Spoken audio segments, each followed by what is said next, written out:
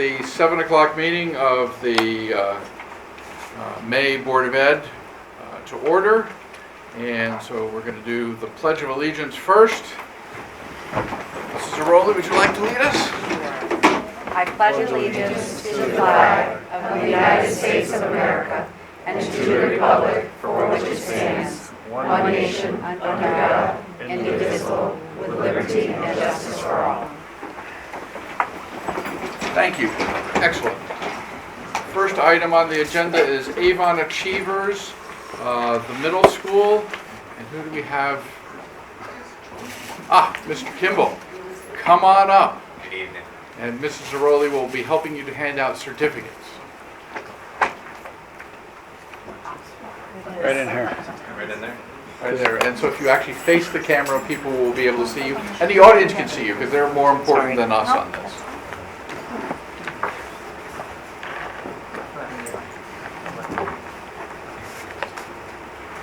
All right. I'm going to invite Mike Kovic up. Look good. So, the reason Mike Kovic is getting the Avon Achievers Award is for a lot of reasons, actually. It starts off with the beginning of the day. As I'm walking into school and as the students are walking in, Mike's one of the first people there to greet them. He's shaking hands, greeting them, asking them what's going on in their lives, inviting them into his classroom, and that starts his support throughout the entire day while the students are with him. In addition to that, Mike is also our math counts coach. And if you know anything about our math counts team, you would know that they made it to the Connecticut out of 28 teams that came to Connecticut. They came in number 7, with one of them going to the Nationals, which I'm going to speak about in a moment as well. His dedication to those students and to that team is endless.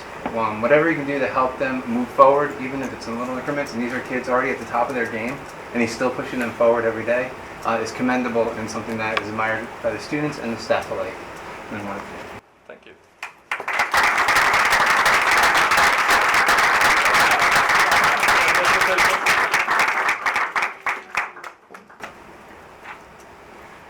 Do you mind if I address the board? Just say No? thank you for, on behalf of all the teachers that have been part of the program and the students in the past. I just want to thank you for funding that program year after year. You should be in the room when the kids are actually doing math problems together. Rather than be on their phones, they have calculators in their hands. And I just want to thank you on behalf of all those students that have gone through the program for Avon funding this program. It's a really worthwhile program and offers a lot of good enrichment to the kids. Thank you. And the program wouldn't be half as good if you weren't there. Well, Thank I you. appreciate Very that. Thanks much. very much.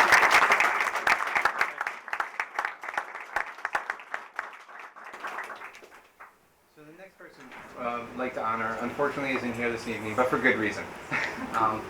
Luke Choi is a student who is on the math counts team as well. And if you know anything about Luke, he's an incredible young man.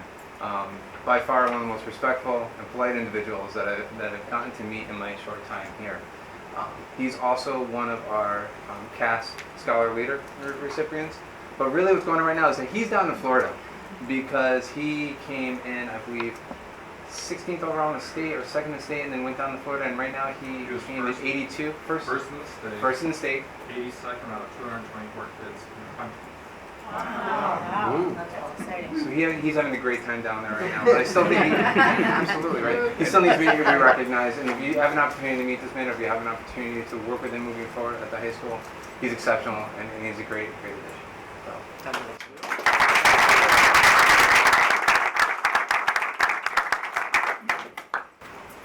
All right. Thank you. And the next item is Thompson Brook. I assume Mr. Rankowitz?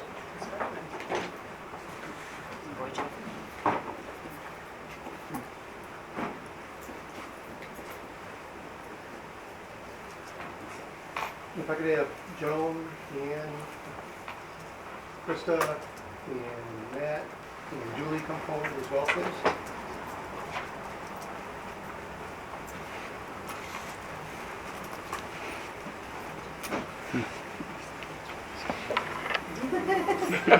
I'll be outside.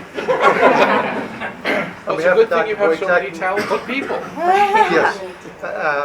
On behalf of Dr. Boytak and the entire Thompson Brook staff, I do want to recognize this group of talented educators. Joan as the special education teacher for children that are in our special needs program, and then her 4 teammates that really help support those children throughout the day.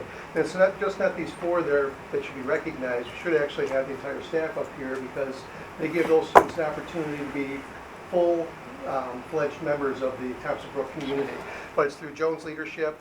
It's through her joining us last year, instituting a program where students are learning to become more independent because they don't have just one adult with them all day long, but rather constantly changing and teaming up and then being in the classroom with the classroom teachers as well.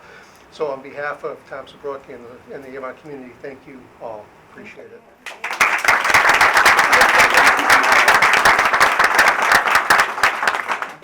Krista, congratulations. Thank you.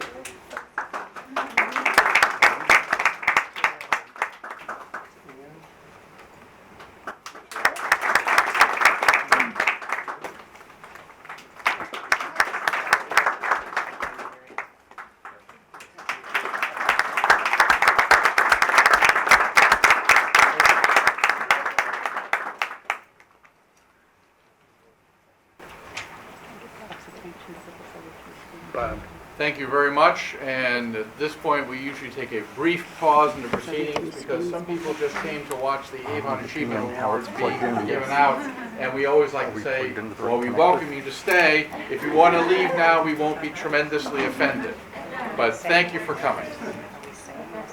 Oh, and the last item on the agenda is Joyce Wilson, and Gary, would you like to say a few comments? Yes, I'm not personally familiar with Joyce, but one of her very dear friends, Avon resident, brought Joyce's name to our attention.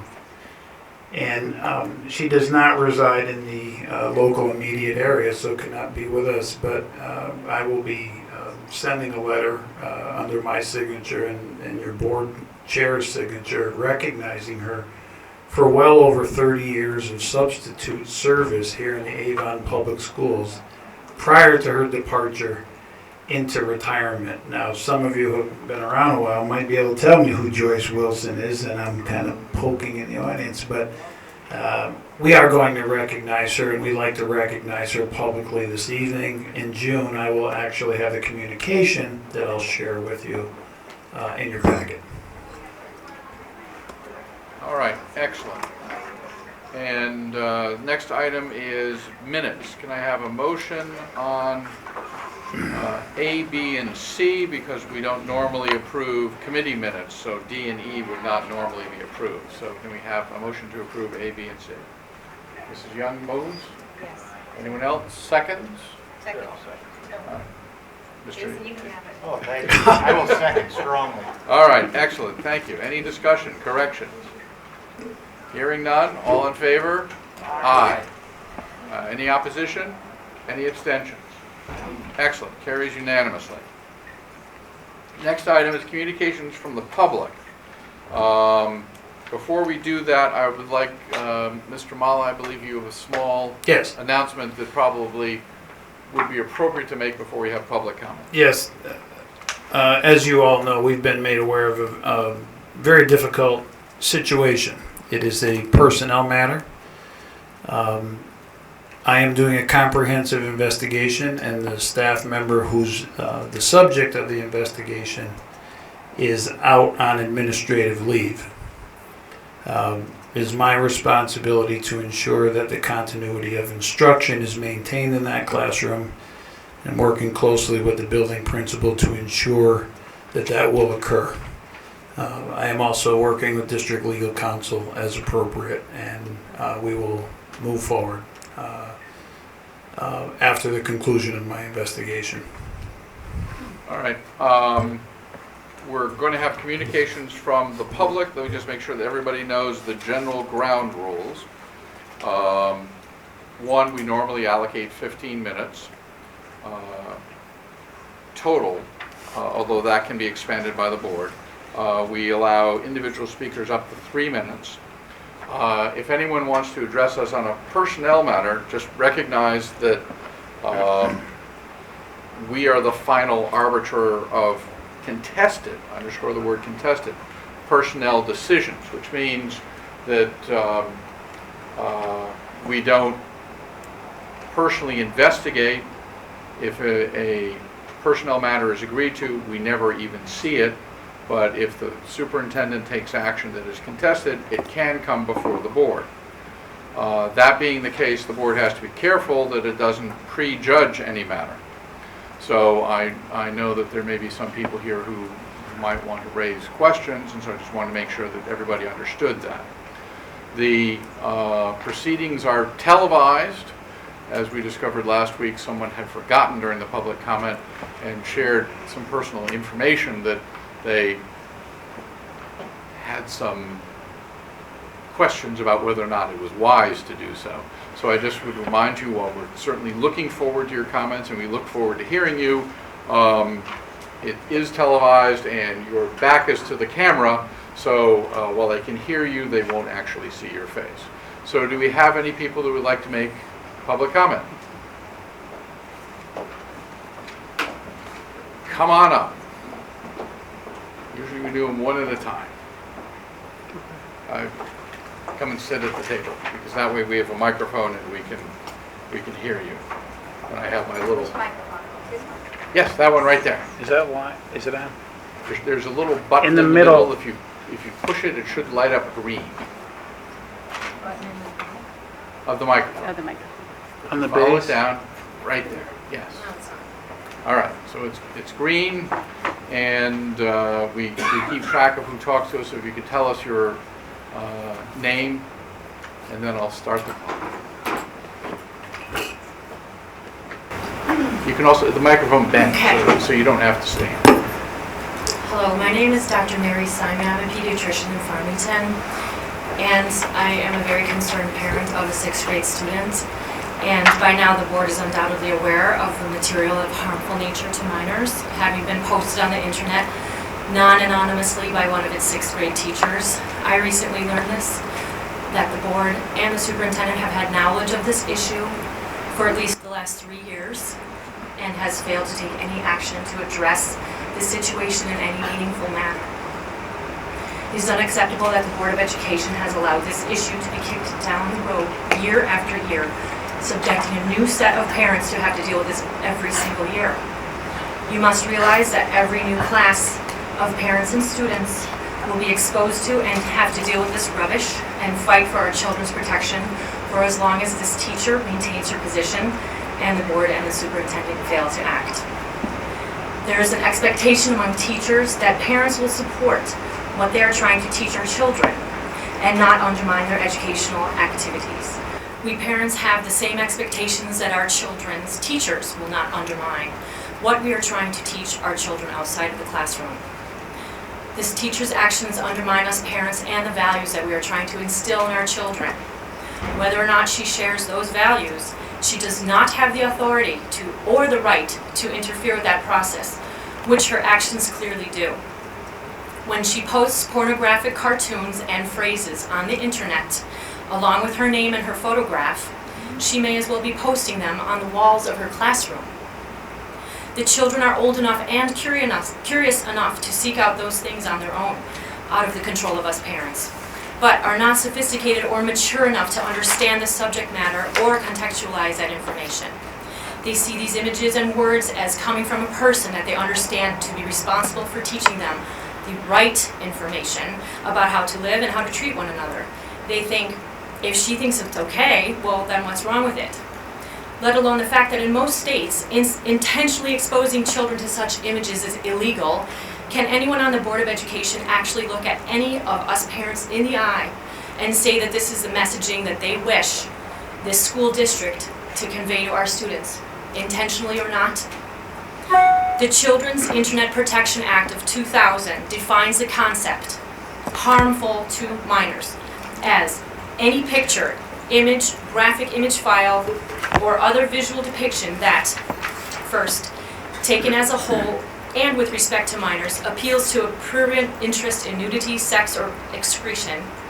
Number 2, depicts, describes, or represents in a patently offensive way with respect to what is suitable for minors, an actual or simulated sexual act or sexual contact, actual or simulated normal or perverted sexual acts or a lewd exhibition of the genitals, and number 3, taken as a whole, lacks serious literary, artistic, political, or scientific value as to minors. It can be stated unequivocally that the content of this teacher's postings satisfies this definition. This teacher would certainly not stand up in front of her class and teach these things to the children, but by posting these materials on social media, using her professional identity, personal photograph, which are indeed accessed by her students, she does exactly that. Every aspect of Avon Public Schools curriculum is now web-based. The school system took it upon itself to teach our children how to surf the web, providing our children with the knowledge and intellectual tools necessary to access the materials we are discussing. The fact that her actions and posts have not yet resulted in her termination speaks to the incompetence of this board and its inability to enforce its own policy, number 4118.51, and uphold the expectations of the parents that elected it.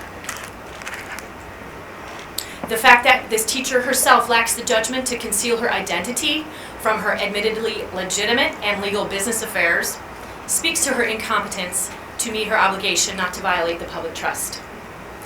Right, wrong, or indifferent, and like it or not, children look up to their teachers as examples for all that they may experience for the first time.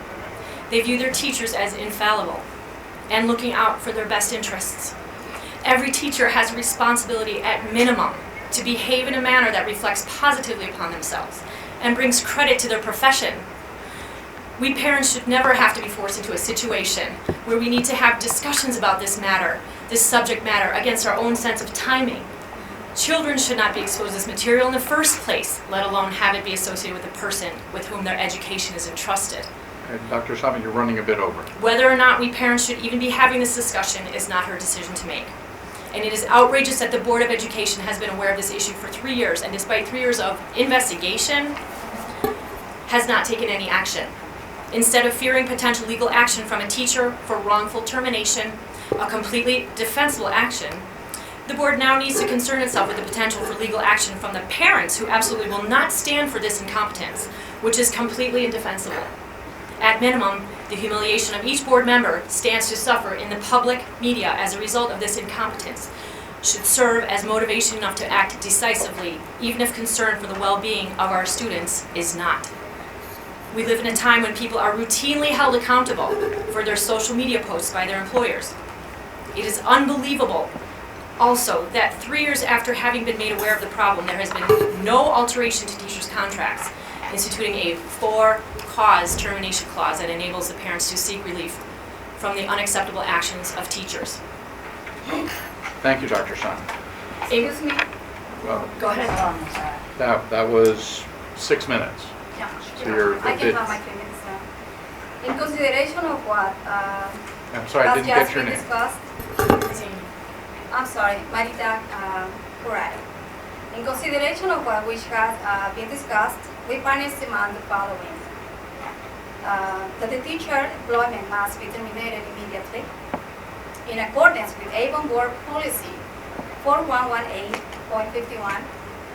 Number 2, Superintendent Mala's current contract extension must be rescinded pending public comments and hearing. And number 3, all incumbent and new teacher contracts must be amended to contain a for-cause termination clause to be drafted by a committee appointed by the board that will have equal representation of parents, free of conflicts of interest with the Board of Avon Public Schools, and approved by public referendum in a matter comparable to the process for approval of the school's budget.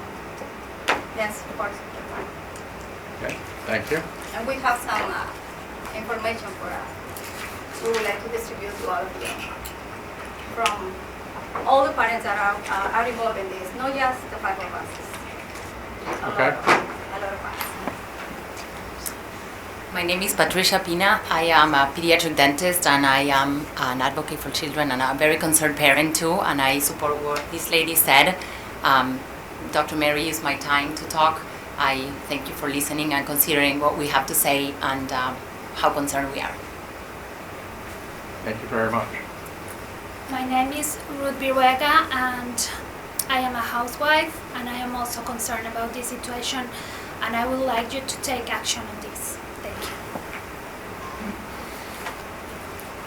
My name is Tracy Beloin. I'm a parent of a student at Thompson Brook, and I was floored, flabbergasted, and outright disgusted, not only when I heard about this, but when I saw these graphic images, knowing that children could literally just Google this person's name and be connected to her website, her Instagram, and it doesn't matter whether your child has a Facebook account, didn't matter whether your child had an Instagram account, a mere Google is all it took to click and connect and see these very graphic and utterly disgusting images, if you ask me. This is not something we want in our public schools.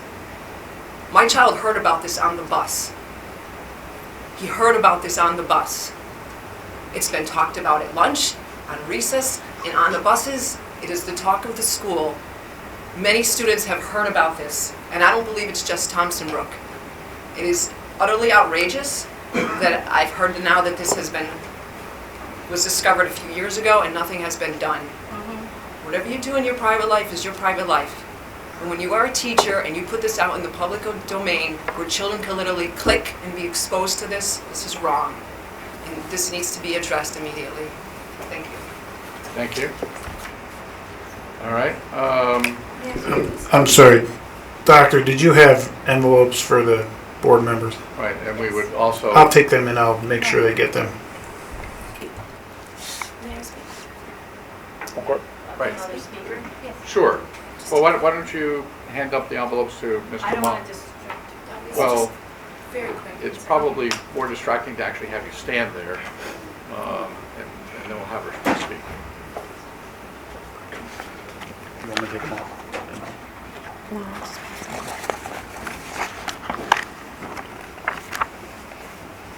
I'm more comfortable with mine being, Mr. Malik can have mine and distribute it. Yeah, that's fine. Yeah, that's fine. You- We'll let him yeah. distribute to us. Can we just let her give it to you? No, just the policy is to give it to So Mr. after Malik. 3 years, do you want us to still I'm not trust going to have a it discussion together? with you in the middle of this, you. Well, I we think have you had something your for you. time. The least you can do is just take it. We- Even if you I- put it in garbage, it's your business. Wait a minute. We have a right to, All right, you know, I understand. protect ourselves. If you want, give them to me. I'll make sure they're distributed. Yeah, that's just Okay. a little respect. I will be happy to make sure they're distributed. Please. I'm sorry, I didn't get your name. My name is Brenda Travers. I've been a resident in Avon for 20 years. My daughter is a senior in high school, graduating this year. I just found out about this incident as she's not been in Thompson Brook for several years. I literally, less than an hour ago. I am disgusted that she's on administration leave. She should be arrested for risk of injury to minors. What is wrong here? I am just, maybe this is how everyone else felt, the anger. Unbelievable, unbelievable. I am sure I am representing many parents here, many parents who have found out about this. I just found out. I am outraged. Why isn't she not arrested? Arrested. If I chose that to my neighbor's kid, I would be arrested for risk of injury to minors. This is disgusting. Thank you very much for your time. Okay. Thank you. I hear your comments. Come on forward. I didn't get your name. Catherine Bork. Catherine. Bork, B-O-R-C-K. All right. Pleasure to meet you. I'm here today to lend my support and call attention to the breach of trust between administration and parents in this matter of the science teacher at Thompson Brook School. When I first understood the gravity of what was being said and understood the potential ramifications for my child, who has contact with his teacher 3 times a day, in different times of the day, we decided we had no course of action but to seek to remove our child from the school classroom immediately. Although we came to the situation further along in the development of events, this feeling of fear has remained. My question for the school board and administrators present here today is whether you understand that feeling of fear and insecurity. When you send a child to school, you are allowing the staff and administrators to act as the parents and guardians of your child for that period of time. They should watch out for their safety and security and put their interests first. After learning of the length of time these problems have been known about this teacher, understanding the way this has impacted classroom learning and impacted the safety of the school environment, I find myself deeply troubled. As a school board and administrators, you should feel that same fear and understand that fear and take every necessary step to ensure that classroom behavior and expectations are being met. You are acting on our behalf. A further observation. Not only should this behavior be, grounds for dismissal or removal from the classroom, but it seems clear to me this teacher has been practicing substandard teaching practices for quite some time. As a college professor, I spend a great deal of my time teaching students about the difference between good and bad sources of information and good and bad ways of gathering information. It's come to my attention that this teacher regularly relies on YouTube videos and science videos, quote, to teach science several times a week, many times during the day, rather than engaging in hands-on activities and interaction with a textbook or other science literature. And this does not seem to me a practice that would promote critical thinking. Rather, it promotes behavior in our students that will need to be undone by me later on down the line if they want to be successful in life. My final observation is this. We seem to talk a lot about school climate. I think I take a survey on that subject every year. And we have a subcommittee on this board dedicated to this area. I think it means in part diversity and discrimination issues, but surely an issue like this, an entire school of 11 and 12-year-olds discussing and having access to sensitive adult material of a pornographic nature should have been front and center of a school climate discussion. How can we meaningfully teach our children to respect teachers and respect each other when they have a visual image of a teacher posting material to a public webpage that directly counters that message? If we want these words like respect, school climate, and responsibility to be more than buzzwords, the administrators and school board must take meaningful action to address this issue. Thank you. Thank you, Mrs. Board. Anyone else care to comment? I know I spoke already, but I just have one last comment. And this is what really hit me. Because when I spoke to my son about this, and he said he heard this on the bus, and I asked him if he saw anything. He said no. And I believe him. I believe that he's telling the truth. But he said to me, and I said, what did you hear?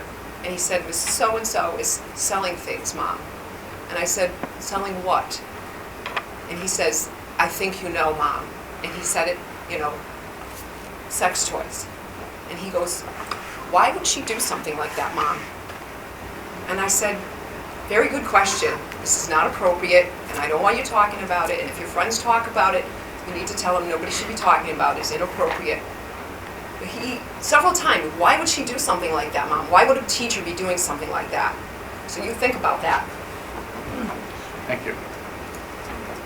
Any further comments?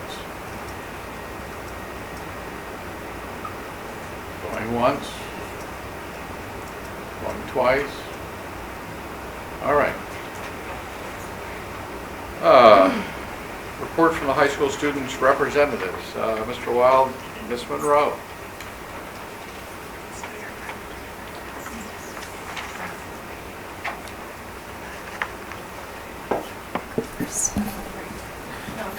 We asked you to do it over there, so we'll just leave it here talking.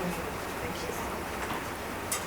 So, AP exams for the high school ended last Friday. They lasted 2 weeks. The 80s Night Coffee House fundraiser was this past Saturday night, and they raised just over $1,400 for FAME. And the junior and senior prom is going to be on June 3rd. Also, we have the Dollars for Scholars Awards Night will be next Monday. Last week, Avon High School held the parent information session on the new capstone project, which was presented at the last board meeting. There's also Avon High School Awards Night, which is June 7th, and the senior picnic will be on June 5th. And of course, we're very happy to have Dr. Breslin back, and he'll be participating with graduation. Thanks. Excellent, thank you. All right, Mrs. Michaud, I think we're up to the financial report.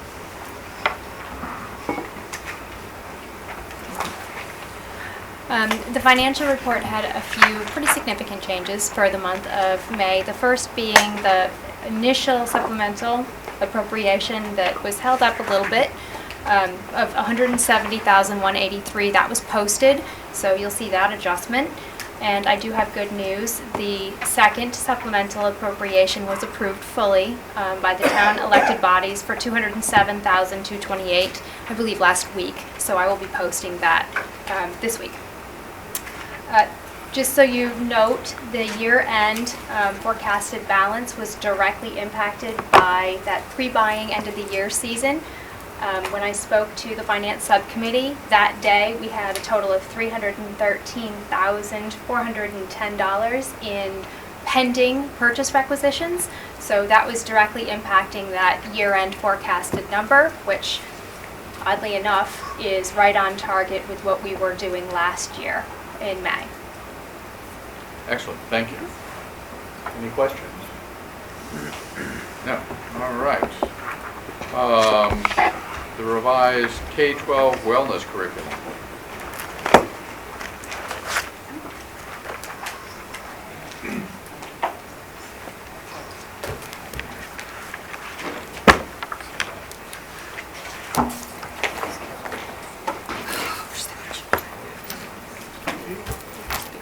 They're just big children?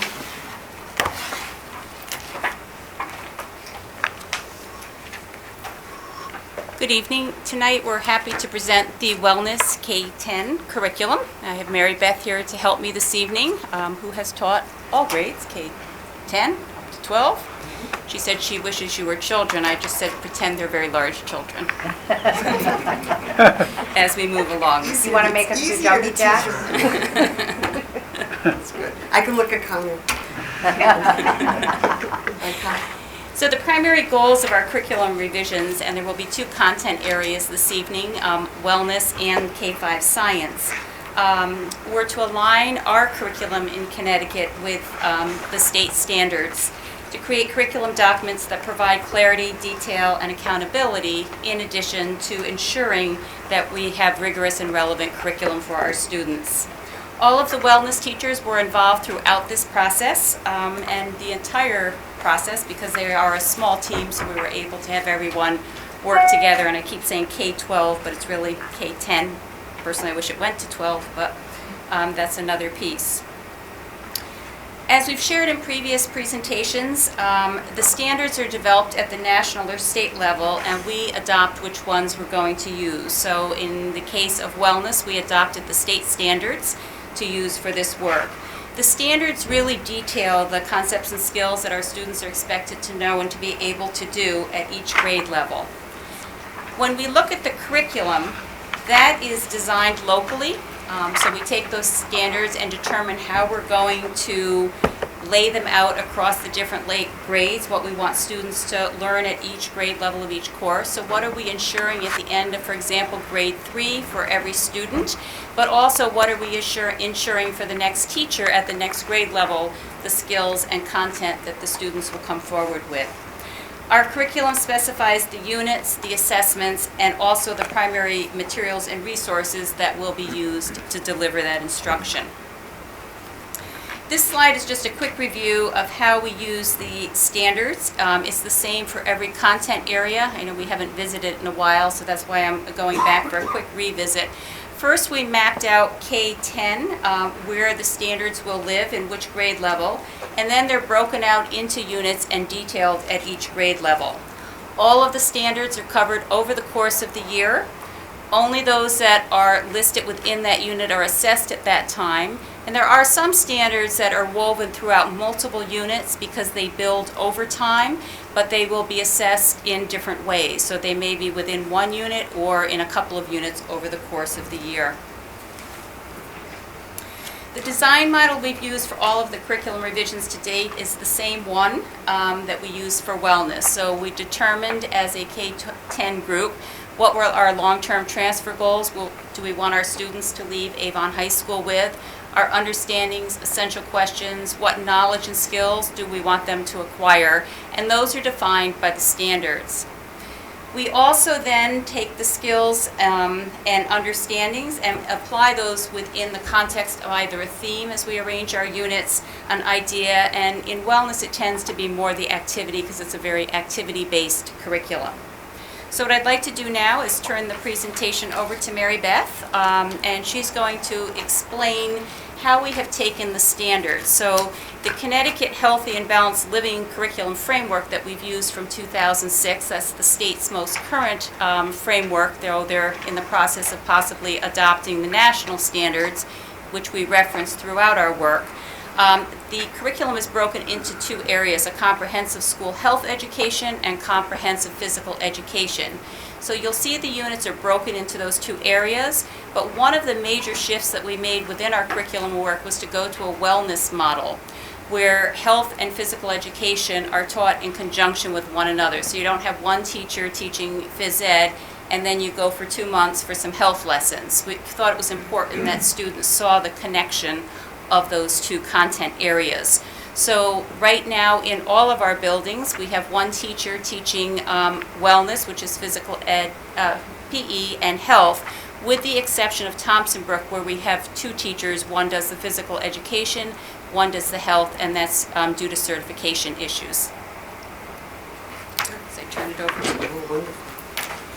So, I know the children. So what I've done is, rather than read off the PowerPoint, these are the 8 standards that we've adopted for our health education. And the 8 standards broadly and collectively articulate what the students should know and be able to do, and to adopt and maintain a healthy lifestyle. So number 1 is core concepts. The acquisition of health concepts and functional health knowledge provides a foundation for promoting health-enhancing behaviors for our youth. And that's basically our core concepts. Accessing health information and health-promoting products and services is critical in the prevention and early detection and treatment of health problems. This standard focuses on how to identify and access valid health resources and how to reject unproven resources. Self-management of healthy behaviors. Many diseases and injuries can be prevented by reducing harmful and risk-taking behaviors. This standard promotes the acceptance of personal responsibility for health and encourages the practice of healthy behaviors. That's an explanation of self-management of healthy behaviors. Analyzing internal and external influences. This standard focuses on identifying and understanding the diverse internal and external factors that influence health practices and behaviors among our youth, including personal values, beliefs, and perceived norms. Keeping in mind that many of these standards will look very different in a kindergarten than they will in an 8th grade classroom. Does that make sense? Yeah. Okay, just making sure. So number 5 is the communication piece. Effective communication enhances personal, family, and community health. It is very, very important for our students to learn how to use verbal and nonverbal skills to develop and maintain their healthy relationships. Communication is the basics for strengthening interpersonal relationships and reducing or avoiding conflict. Decision-making skills are needed to identify, implement, and sustain health-enhancing behaviors. When applied to health issues, the decision-making process enables individuals to collaborate with others to improve their quality of life. Our goal-setting skills are essential to help students identify, adopt, and maintain healthy behaviors. These skills make it possible for individuals to have aspirations and plans for the future. And lastly, advocacy skills. Advocacy skills help students promote healthy norms and healthy behaviors. This standard also helps students to develop important skills to target their health-enhancing messages and to encourage others to adopt healthy behaviors. That's an explanation of each standard for health. And now we will go to physical education. The goal of these physical education standards is to develop physically literate students who have the knowledge, skills, and competency to enjoy a lifetime of healthy physical activity. Number 1 is motor skill performance. Motor skills provide the foundation for more complex and sport-specific movement patterns used in games and sports. Demonstrating competence in applying basic locomotor, non-locomotor, and manipulative skills leads us to success when they execute more complex skills at a later date. Number 2 is applying concepts and strategies. This standard just focuses on the knowledge of rules, safety practices, and procedures as they apply to an increasing range of movement situations. Number 3 is engaging in physical activity. Developing a physically literate student requires them to engage in an increased variety of moderate to vigorous, developmentally appropriate physical activities on a regular basis. The physical fitness standard focuses on students being able to assess and adjust activities to maintain or improve their own personal level of health-related fitness. Responsible behavior includes the application of safe practices, rules, good sportsmanship, and appropriate personal space in all physical activity settings while encouraging others to do the same. Lastly, Standard 6, benefits of physical activity. Standard 6 focuses on the use of physical activity as a positive opportunity for social and group interaction, as well as the development of lifelong skills.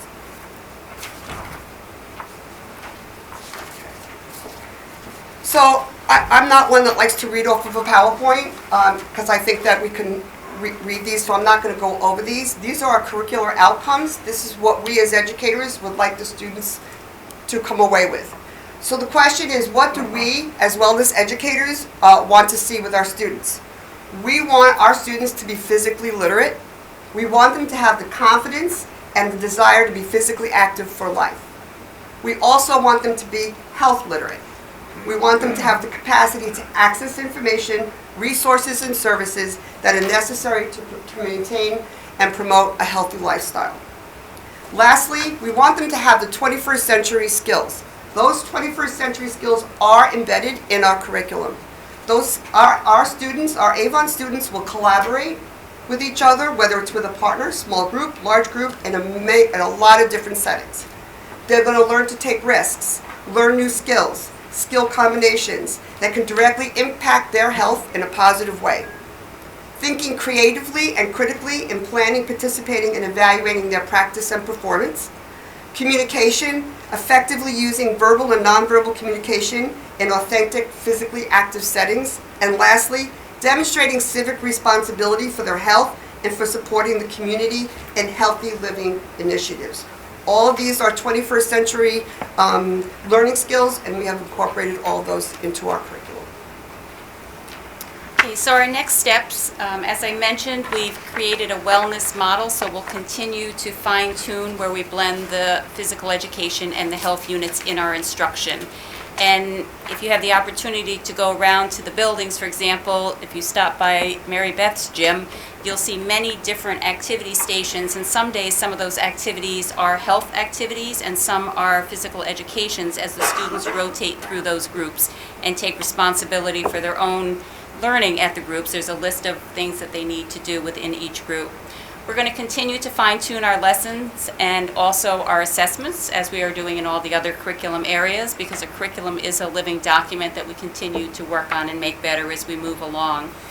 We're also continuing to strengthen that K-10 articulation so that we have that increased complexity in knowledge and skills. So what we saw as some of our work is that we were having repetition from building to building and not increasing the level of rigor for our students. So those conversations were very important to have so that we're familiar with what's happening before us and after us, so that we have that through line going straight through. And then finally, we'll place it on the next board agenda for your approval. So we'll open it up now for any questions you might have. Any questions? Mrs. World? I don't have any more questions. I sent my questions and you answered them all, and I just want to say thank you. And Mary Beth, you've just been a pleasure to know for years and years, and you've taught my children. And I'd like to say they're angels now, but you know, at 18 and 22, well, but they learned the best. So you guys did a thorough job on this, and I appreciate you responding to my questions today. So thank you. Further questions? I have one. Mr. Indamato? Thank you.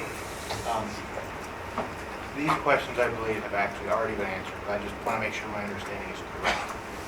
The curriculum for health includes topics like reproductive organs, contraceptive use, things like that, across the different grade levels.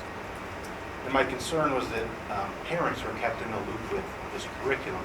And my understanding is that when topics like this are taught in our schools, consistent with the board policy, notice goes out to the parents 30 days in advance of that curriculum being taught. So I just wanted to bring that up and confirm my understanding of both of you. That's absolutely correct. At all 3 schools. And when board members or parents have requested curriculum, it has been obliged. Thank you. Further questions? No. All right. I think you actually have the next one as well, the science curriculum. Okay, but before she goes, I'd like to thank Mary Beth Oh, yes. and all of her colleagues for all of their work. Thank you Thank very you. much.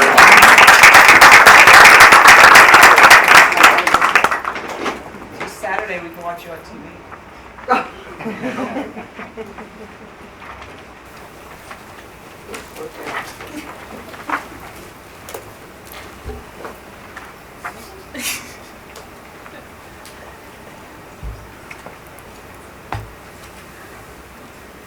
So I'd like to welcome Mary Lebowski, teacher on special assignment, and Mary has been the main facilitator of the science K-5 work. And a few of the folks that have served on the K-5 Science Committee have her back here this evening and are joining us, so we recognize their work also this evening. The beginning slides I'm going to cruise through very quickly because we just did these in the wellness, but it shows, and we do post these online, that we use the exact same process for all of the units that we create here in the district. One of the things that we did for the science is we really had to look carefully and set some guidelines when we made decisions on how we were going to place those units in the different grades. So when we worked with the standards, some of these guidelines were that the standards and the content had to be developmentally appropriate for that grade level. We also considered prerequisites for that unit. What do students need to know before they could execute what was being asked in that next unit? The timing of the units in the year is very important. So for example, we have a daffodil dissection. That's not something we want to do in December and try to find daffodils. You know, because we're bringing in a lot of real live things, literally live, for students to work with and explore. So we have to time those units carefully, and even with the timing, we have little blips. So for example, one of our units is butterflies, and they didn't arrive on time, so poor Mary was frantic that things might be happening with the butterflies that the students were supposed to be observing. When we tracked them, they had gone to Puerto Rico, and then we had a bigger problem because we had a number that arrived dead on arrival. So, you know, the living and non-living had a whole new look when those arrived, but we got through it. So, but those are things we took into consideration as we developed the work. And then how did we honor the next generation science standards, which we use to develop the curriculum? So I'm going to turn it over to Mary here. The next generation science standards have, this probably will look familiar because 712 went through this process. We are all aligned now from K to 12. The disciplinary core ideas is the content that we wrote our units about. And there are 4 parts: the physical science, life sciences, earth and space sciences, and engineering, which is probably the newest component that we now have in our units, which is really exciting for the kids and for the teachers. I would say the most, the backdrop that every time we got to the table to write the units, we kept asking, I'm looking back at my colleagues back there, we kept asking ourselves, what are the kids doing with their hands? What are they learning about? What activities are they doing? It's so hands-on. And the science and engineering practices are the behaviors that the next generation science standards have called out as behaviors of scientists. And one of the most exciting lessons that kindergarten through 5th grade taught, every teacher, every science teacher from kindergarten to 5th grade started with the same lesson. And we all started with a lesson called, what does a scientist do?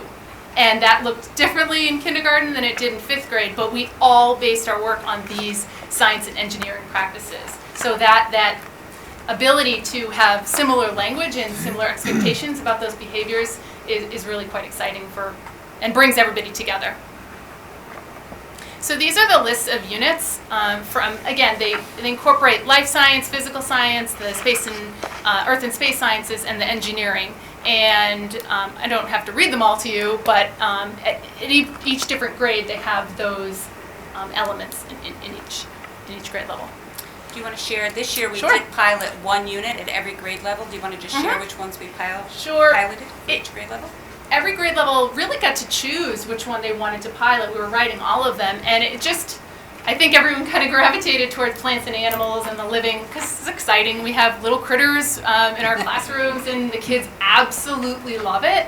And most grade levels, I think all but grade 2, chose to pilot their life science unit. So if you ask the kids what's going on in their science classrooms, we have living creatures in our classrooms, and they're growing and they're observing them, and every grade level. And then grade 2 did some work on properties of matter, which is growing in itself. Different things are working there in that grade level. So that's what they piloted this spring, and then all of the units will be taught next year. So we thought maybe the best way to really explain the curriculum, and we'd like to recognize John Moss for putting this together, and Elizabeth Ferry. Let's have her. It's on. Audio. Okay.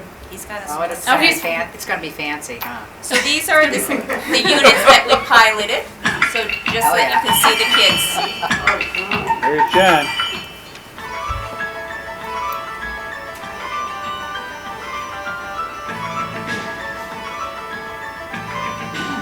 How can we tell which one is living and which is not living? Now, I need to observe something here. I'm observing this gummy worm is very still. It's not moving. Are you noticing that too? I'm asking my partner a question. Are the red and green? How were you a scientist, Justin? Vincent? Observing. You did observe. Raise your hand or give me a thumbs up if you observed. Good. That's right. You don't learn how to see. You don't learn how to talk. Wait,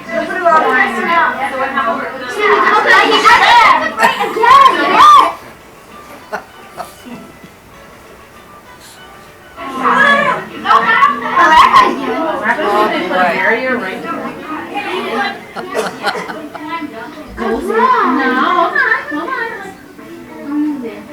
Does he stay in the way? Right, go around the other way. It's turning into a dark light needle. Oh my gosh.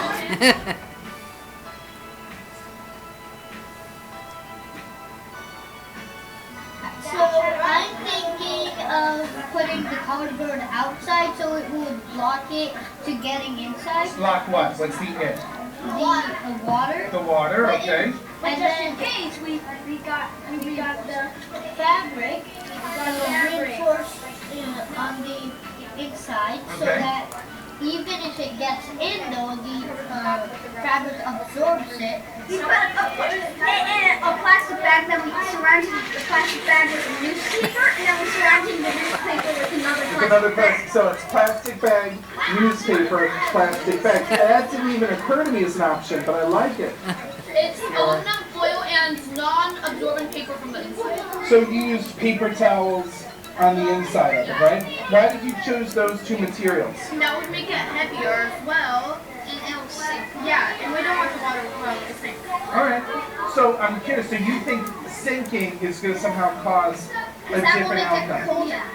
Up there, the warm air is touching it to make it a little warmer than it is, but down at the bottom of the water will make it colder. Right. The lower it is, the colder it is. You're saying.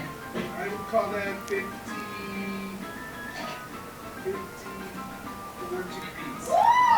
They lost 1 degree. They kept it dry and they kept it out of the water.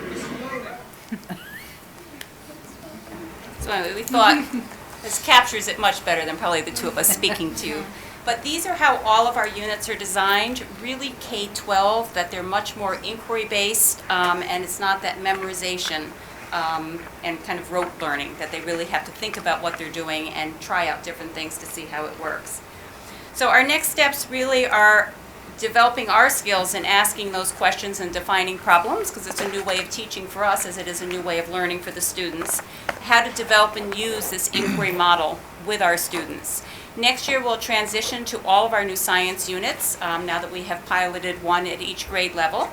And as with wellness, we're going to continue fine-tuning our lesson plans and assessment. That's that next area of work, and we'll be putting it on the next board agenda for approval. And we'll open it at this point for questions. Thank you very much. Any board members have questions? I just have a comment. Sure, go ahead. I absolutely love the video. It was very helpful to me. It was fantastic. Thank you so much. What a great job. Excellent. Thank you very much. I think you also have the next item on the agenda. I do. So I'd like to thank Mary, Thank you. all her colleagues.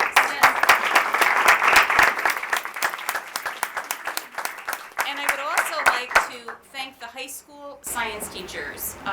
They have been instrumental in this work of helping the team come up with ideas. One day I came up to, meet with the group and they were all missing, so I was wondering where they were. They were up in the science labs trying different experiments with the science teachers.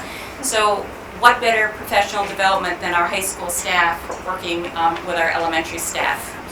And they're as thrilled to be doing the work as we are to have them helping us. So a thank you to our high school staff too. Nice job.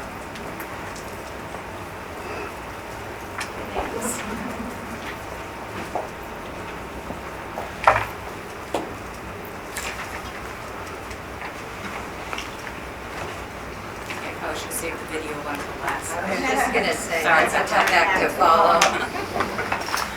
Kind of upset about that. Sorry. Sure.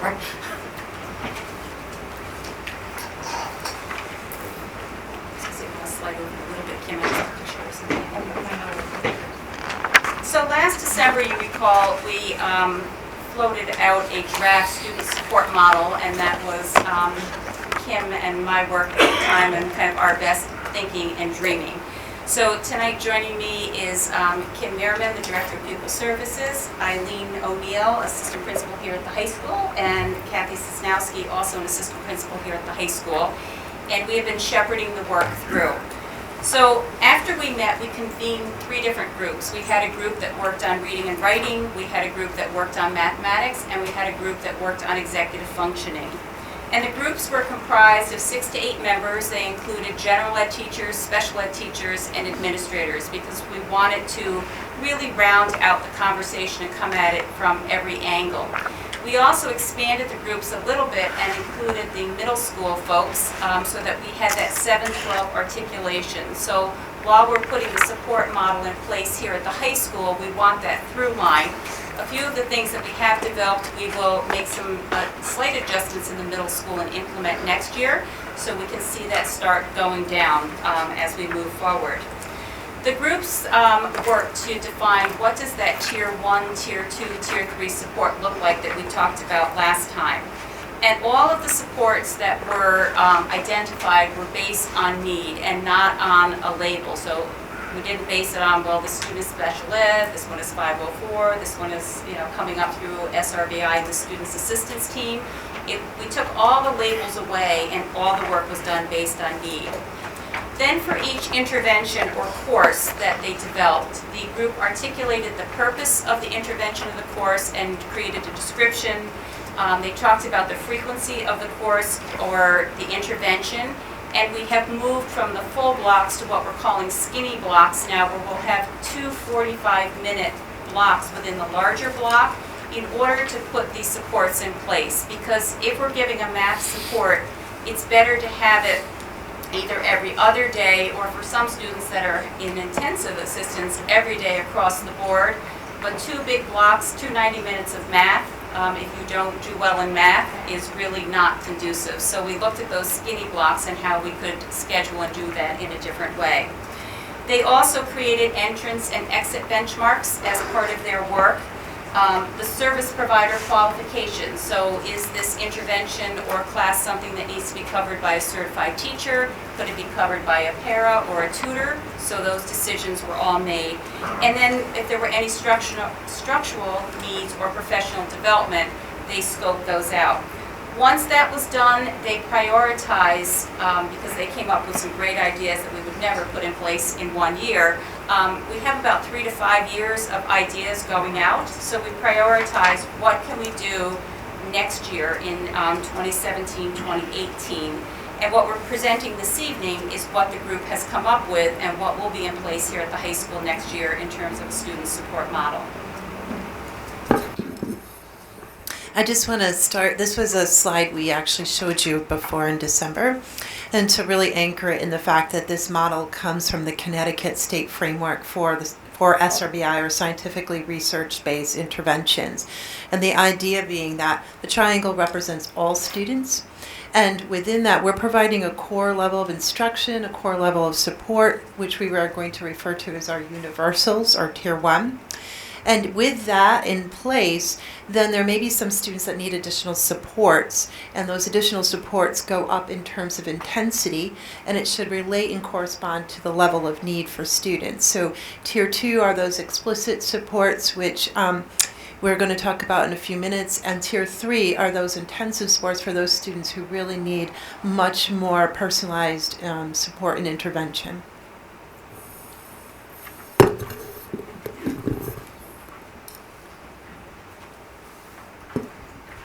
Good evening. I like the idea of, instead of talking about Tier 1, talking about its universal support. This is what every student gets. And so if you look, differentiated instruction is certainly part of it. We've started some of that work. We know we have more to do. In all honesty, in the 35 years I've done the work, this is ongoing. This is not going to be we train once and it's done. This is every day, every year, we work on this. The next is the accessible educational materials, making sure that materials are accessible to all students. That may mean some assistive technology. We are working with CERC on this, and the element is how can instruction be enhanced by these materials. We are going to be revitalizing co-teaching next year, and again, this will be ongoing training that will happen. We will start slow and we will build. Having been a co-teacher since the 1980s, it is where we get the biggest bang for the buck. Resource supports. Now these will be different from the supports that you'll see when we get into Tier 2 and Tier 3. This is more the drop-in model. A lot of times in that universal support, in that general education, if students get targeted supports when they need it, when a student says, you know, I don't have 100% certainty that I get this, I'm going to go and get that help when it's small. A lot of times we can catch kids before the mistake gets too big or the gap gets too big. And so the supports at this level will be for students to self-select. I am not a math person. I will own that. That's why I taught English for 27 years. For me, the math lab would have been essential for me to get through Algebra 1. So these are supports that students can go through. This is the English Resource Center. This is the math lab. This is the Student Resource Center. So any student in the universal support, any student can go and access this. This does not have to go through anybody but the student saying, I need a little extra help, beyond even what my teacher's giving me. The last is para support, para-educator support in the classroom. Again, we will do ongoing development with our paras to make sure they're absolutely the best that we can get to support every student at this level. At the risk of sort of interrupting you, and I apologize, when you mentioned co-teaching, could you explain to us in 30 seconds or less what you meant by that particular term? I certainly can. Co-teaching is where you have a general education teacher as well as a special education teacher. It is the model that I have used that has been the most successful has been one of parity, where my special ed partner and I equally taught the class. And so it wasn't that one was an adjunct. We were equal partners with it. We did the planning. We did a lot of the grading. We did a lot of those different pieces. As to what we will do, I don't think we'll go that full model, not certainly the first year. But it is where we are additional supports to each other. CERC actually came in when I was a student teacher in a district, the last district I taught in, and actually could not tell walking into my classroom which one of us was the general education teacher and which one was the special education teacher. And to me, that is the absolute ideal, because that meant they couldn't tell which students were which. Thank you. Yeah.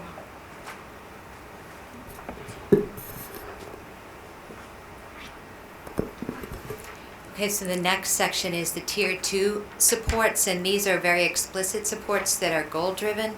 And I think what's important to understand as we proceed through these next two slides is that the goal of this is to be graduating students that have the knowledge and skills in order to be successful adults, no matter where they go next. So that's what guides our thinking when we're working on this, and we're just not doing our job if that's not what's happening. So what we have to do is have targeted, explicit goals for these students, and at the high school level you certainly want to involve your high school students in that process to help them identify what gets in their way of being successful and to help them come up with the right kind of a goal, and think about how you're going to get there. And so that targeted skills instruction is going to be time honored. You know, a student may need to work directly with the math support person for say 6 weeks. That's just a figure I'm coming up with, but it could be more, it could be less, and you would have, again, very explicit entrance and exit criteria. So this isn't the Hotel California, you get in and you don't ever get out. This is really intended to be support that drives skill acquisition. So the next thing that we have on here is group counseling, because the problems that students struggle with at school don't have to be academic all the time, and that there's certainly a place for time-honored, goal-driven work in counseling. And frequently you can find a handful of students that are all sort of dealing with the same thing and put together a short-term counseling group that not only gets at those skills that they may need in order to cope, but also to find supports among their peers that understand what they're thinking and how things might have gone for them. The resource supports, these are scheduled, they will be in the schedule, but that does not mean they're credit bearing. That's one of those things that can sometimes be negotiated through a PPT or a 504 plan, but in general these are supports where students can be right in their schedule instead of a study hall. They may be in the English Resource Center working specifically on the skills that we know that they have in that area, or the math lab. There's also a student resource center, because sometimes what the struggle is just managing all of the things. I know I have that trouble at work sometimes. So to have somebody that helps you organizing and prioritizing and learning how to get things done maybe a little bit more quickly. And again, this would all be managed by time. A structured study hall is where you're not necessarily getting intervention directly with the teacher, but there's a smaller number of students and perhaps that teacher can help you. Another thing is called check-in and check-out, and that is if a student might need us to greet them in the morning with one of the people on staff, and it could be anybody. Honestly, a person can be trained to do check-in, check-out. That is a secretary in an office, or a paraprofessional, or a teacher, whoever it is. An assistant principal could do it. And really what that is you take kind of like a morning temperature. How's it going? How was things last night? Did you get your work done? What's your plan for today? How do you expect to get at that? Is there anything I can do for you? Are you going to need any help? And then at the end of the day, you do the same thing, getting them ready to get back to their home, to manage their home things, and also know what they need to do in order to be prepared for the next day at school. And the last thing is critical reading, and again, that will be a time-honored class that will really target instruction in reading skills.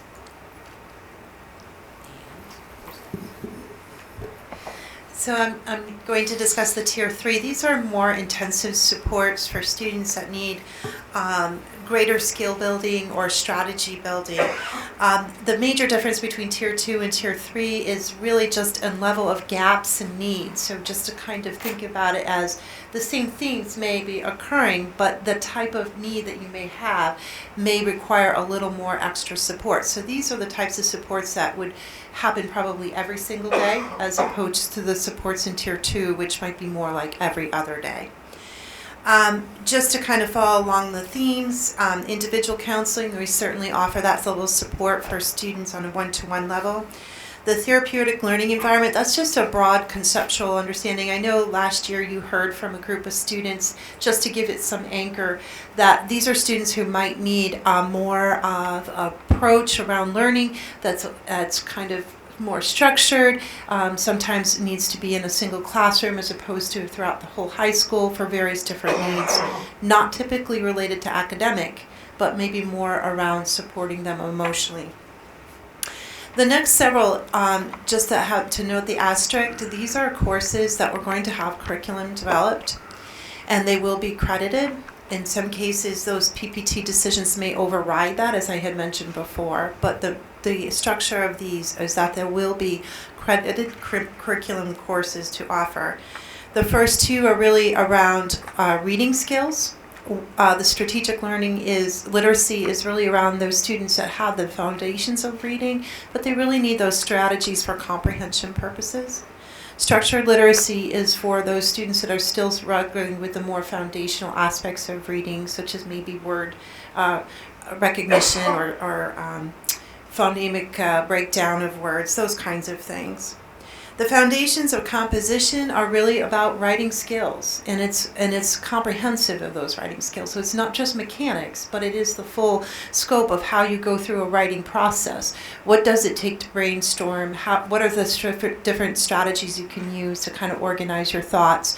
How do you go about putting a paragraph together that's cohesive? So it's really helping skills related to those writing development areas.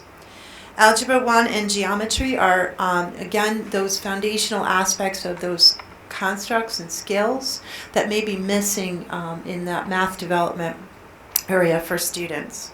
And the last one is strategic learning principles. And this is a good example or a good way to explain this is to think about this as good old-fashioned study skills. How do you study for a test? How do you memorize information? How do you break down a research paper and go through it? And what are those steps? So this curriculum will be really built to help especially students with more executive functioning areas of weakness so that we can help develop those skills. And this graphic is really just a visual in terms of what we just said. It's taking all three tiers and putting it together. And I think it's important to see it on a single page because I don't want to overlook the fact that it's a cumulative support. So if I am in a structured literacy program, I still have access to, for example, the English Learning Lab, or I may have a para-supported classroom somewhere else, or I may have a co-taught classroom. So, to understand that these supports are purposely designed at an individual level, and they can be comprehensive across all of those tiers depending on needs. And then finally, this is the same timeline that we shared with you in December. So the framework has been established. That's what we're sharing with you this evening. In terms of the scheduling team, we have a team that is looking at the schedule. That's the team that talked about the large blocks and the skinny blocks. And then we had the 3 design groups that designed what those supports or interventions would look like or classes. The building master schedule is being built right now, and simultaneously we're identifying which students would need, especially those tier 2 and 3 supports, so that those are in place when we start this fall for the students, and they and their parents will be well aware of those before school is out. We're also in the process, which is part of building a master schedule, of looking at rooms and room usage within the building and exploring centralized locations. So we're trying to see, can we have one central location where all of the reading support, writing support would occur, where the math support would occur, or the student support centers would occur. So students will know where to drop in, so it would be the teachers more moving the room as opposed to students moving or trying to find the room on a specific period. In terms of the curriculum that needs to be done, the course proposals have been completed, and they will go in front of the Curriculum Professional Development Council on Thursday for their recommendation to you for approval. And then as school ends, we will be doing some curriculum work the last couple of days right after school gets out to develop the curriculum for the courses that have been identified for the 17-18 school year. And that concludes this presentation. And I don't have any more after this one. Not wanting to be rude, but yes, that was a fair number of presentations. Thank you. Do we have questions from board members? Mr. Spivak. Yes, thank you very much for the information. Very good presentation. The Tier 1 Resource Support Centers drop-in, how is that communicated to the students that are aware that they exist? How do students know that they exist? Well, they already exist in one format or another, so there is sort of a general understanding. But when new students come through, we have the incoming freshman class goes through a fun time with us, getting to know us with help from the PTO, and we have student guides for that, and they are the best resource we have is the peer-to-peer thing, so they will take them and show them. Now, the challenge will be this year, we may not have them located exactly where they were before, but there's a lot of work done around, new students to the school, getting to know where everything is, and since there'll be some of these locations could be new to everybody, we will make sure that it's communicated frequently. And then teachers, will also be able to say if you need some help with anything, there's this place, and this place too. So trust me, they find it. Further questions? Go ahead. Mrs. Young? Excellent presentation. Thank you so much for providing all of that information to us. Two things. One, is it possible to get a copy of the presentation? Those are posted on the website. Okay, so that's part of the packet. It's up there. All three of these will go up Great. under curriculum or Board of Education presentations. So any presentation we do here is loaded up on Excellent. the board site. And how will this program be evaluated as compared to the other models that we've had in place?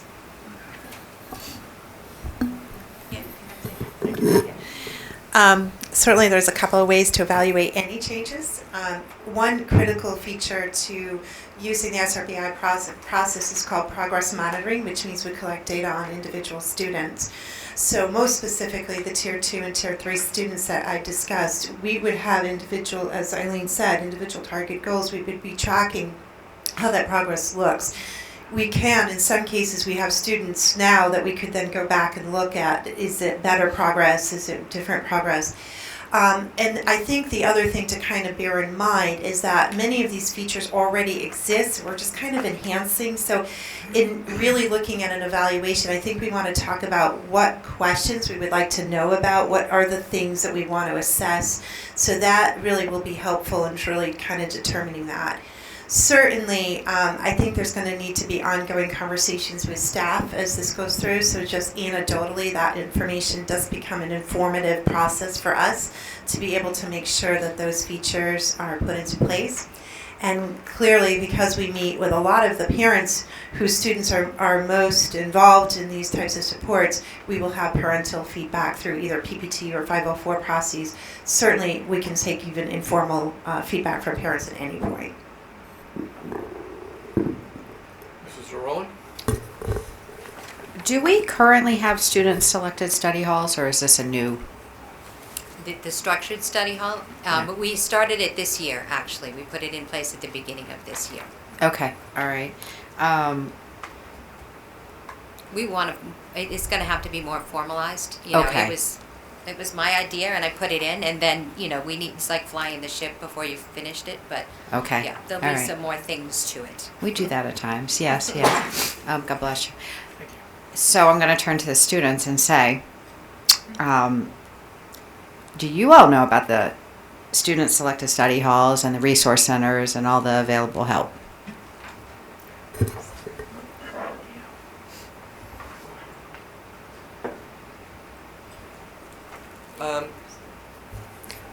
I definitely know about SAC and the Math Center and the English Center are all pretty well advertised, I would say, consistently.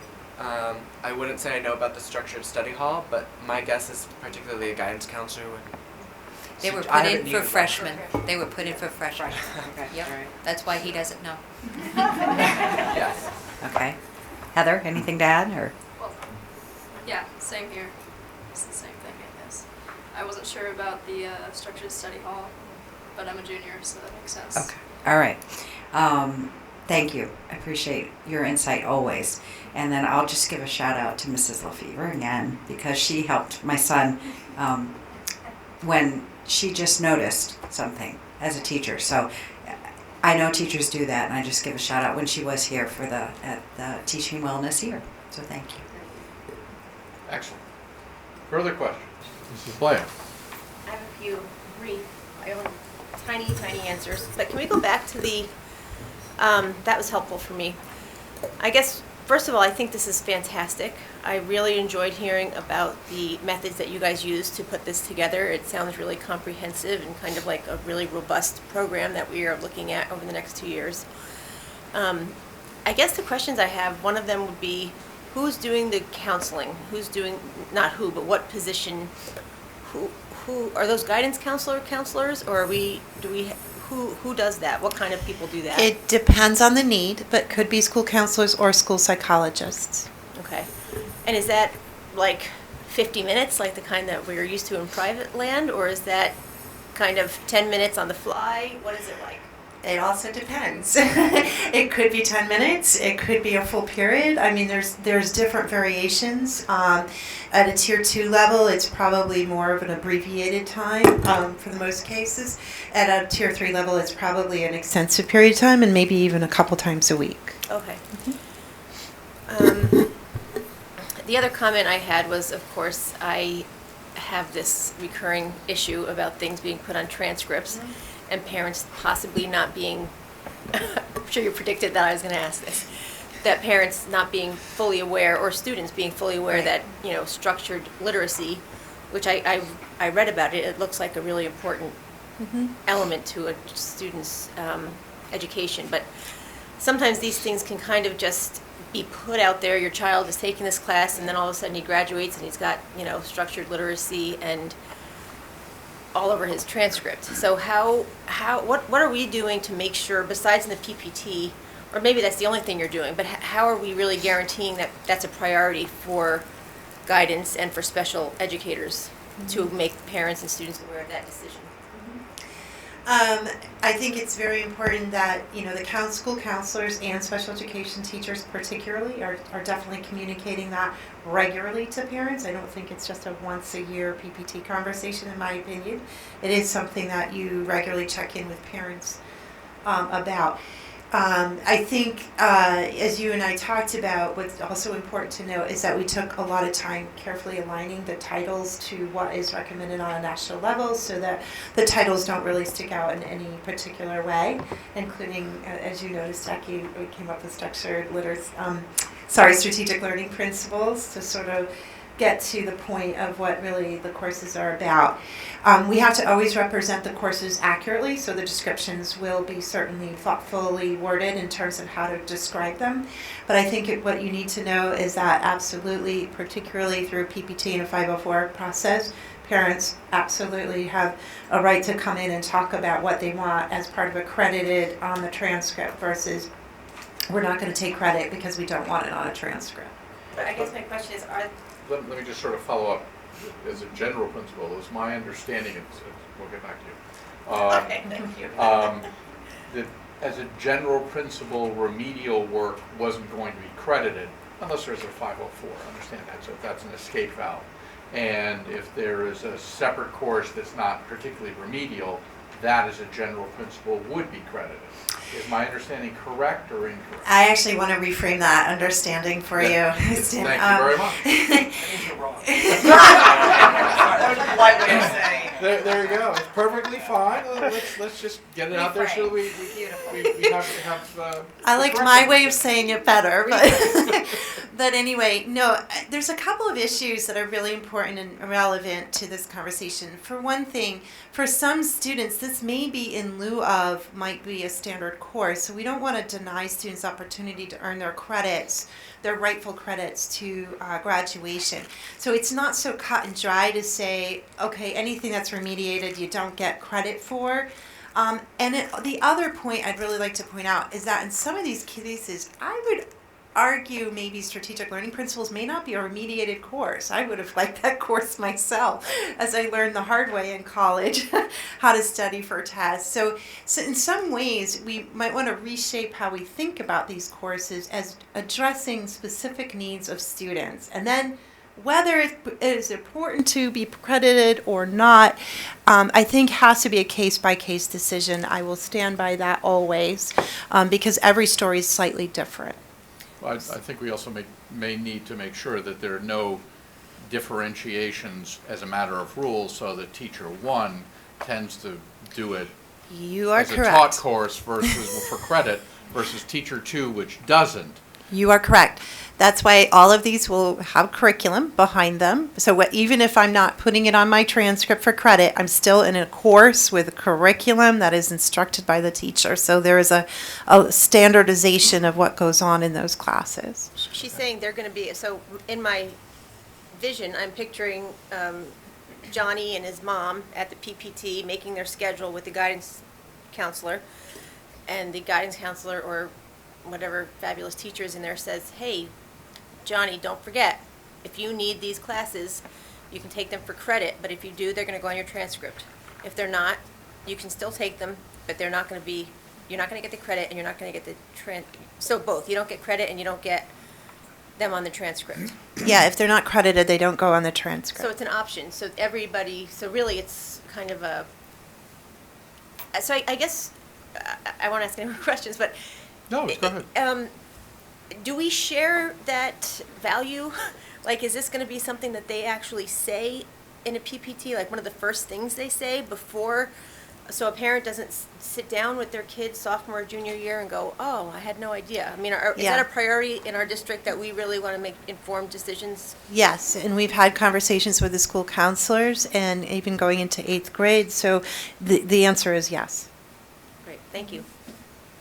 Further questions? All right. Oh, go ahead.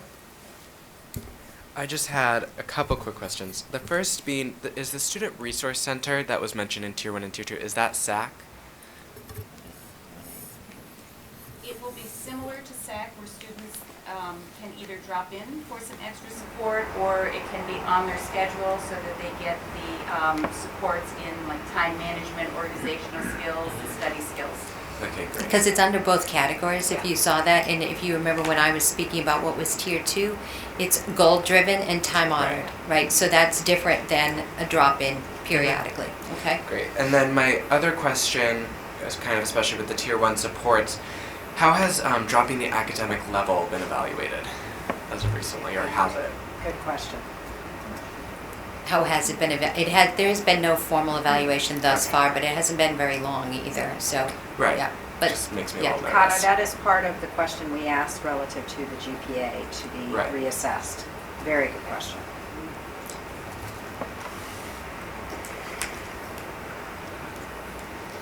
Okay, hearing no further questions, we move on to the next item, which is the consent calendar. Thank you.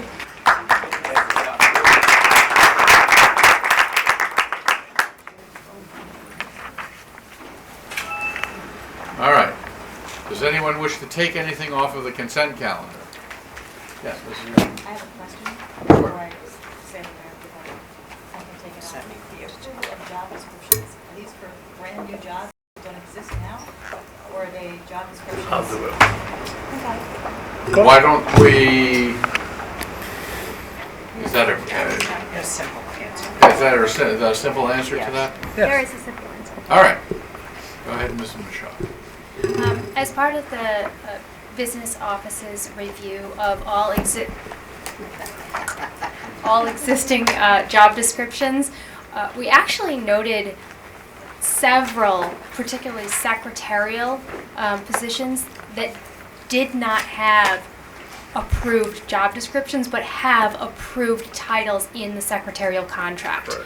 So you will be seeing several of them coming up in front of you, which was very odd because we clearly post them separately. We just didn't have approved job descriptions for them. Also, to go along with that, the duties that are associated with those particular jobs, they have not been adjusted. Thank you. So these truly are existing positions. The only one that you will probably note that Mrs. Zaroli asked a question about today would be the district-wide clerk typist. That is an existing position that is going to cover district-wide duties from here on in. Because the others were eliminated. So that's why it's labeled district-wide. There's also, we're required annually to review all of our job descriptions.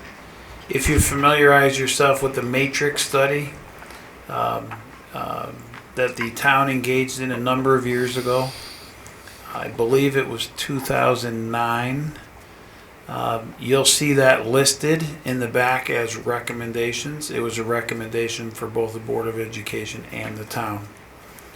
So you will see these periodically. When they are new positions, we will tell you that. And it wouldn't appear on a consent agenda. It would appear as a new proposal or information. I recall the years where I couldn't find job descriptions when I got here, other than those that were very general and, quite frankly, they were on paper that led me to believe they were authored by George Washington. Make a motion to approve the consent calendar.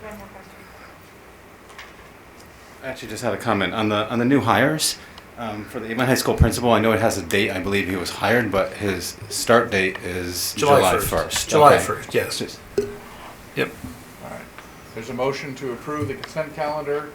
Who made the motion, sorry? Mrs. Rell. Okay. Do I have a second? Second. Mrs. Blais seconds. All in favor? Aye. Any opposed? Any abstentions? In the opinion of the chair, it carries unanimously. Excellent. All right. We have an old business that we're just carrying on the calendar because we didn't quite get to it.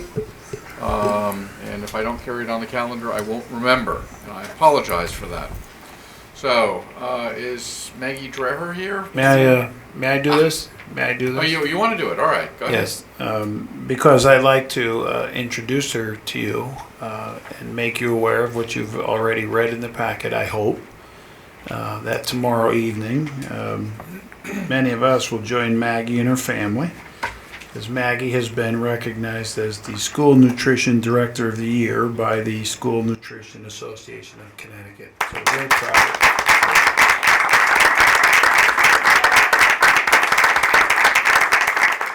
And Maggie, as I like to say, in the spirit of recognition, hurry up and get them while they're in a good mood, and you can get what you want and get out.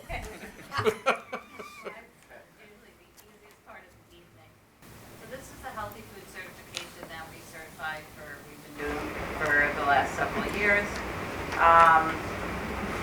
This is... Excuse me, Meg, you can use the microphone. Yeah. Sorry.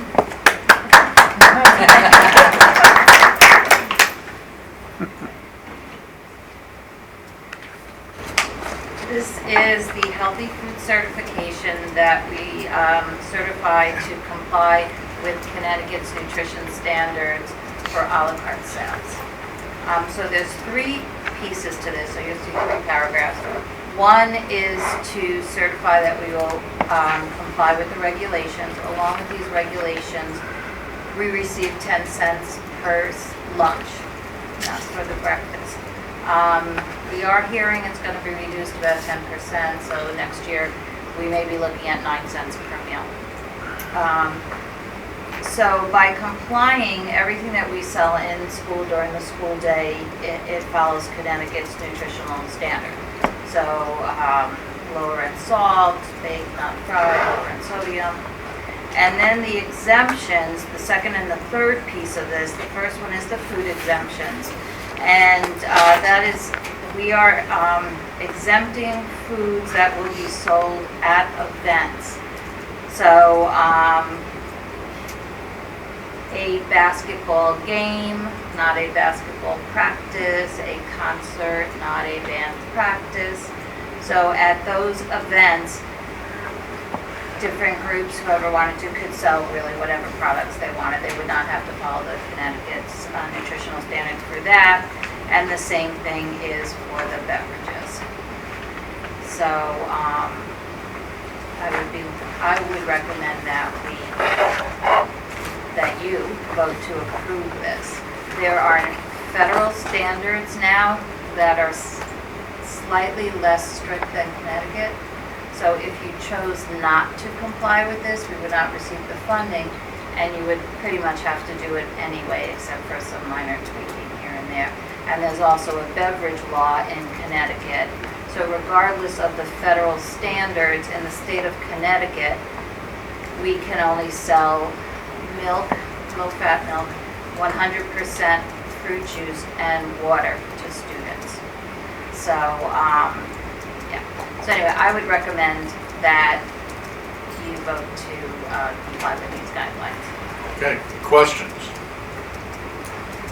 All right. Do I have a So it motion? kind of has to be done in the 3 pieces. What, you want 3 separate motions? I do. That's what the state requires. That's why I asked if there are questions. Yes. How are these different from what we comply with now? They are what we Other than the comply food with now. exemption. What's that? We do comply with them now. We have to vote on it every year. Yeah, just the same It's no thing. different. The exception has changed to the food exemption. We comply with all of these every year. We have Any to change? There's no changes. There's no changes. Okay, I thought you said something about that. To what we might receive from the Oh, the funding. Yes, we changed. funding The we might funding. receive. The governor, I believe, is cutting the funding by 10%. What a shock.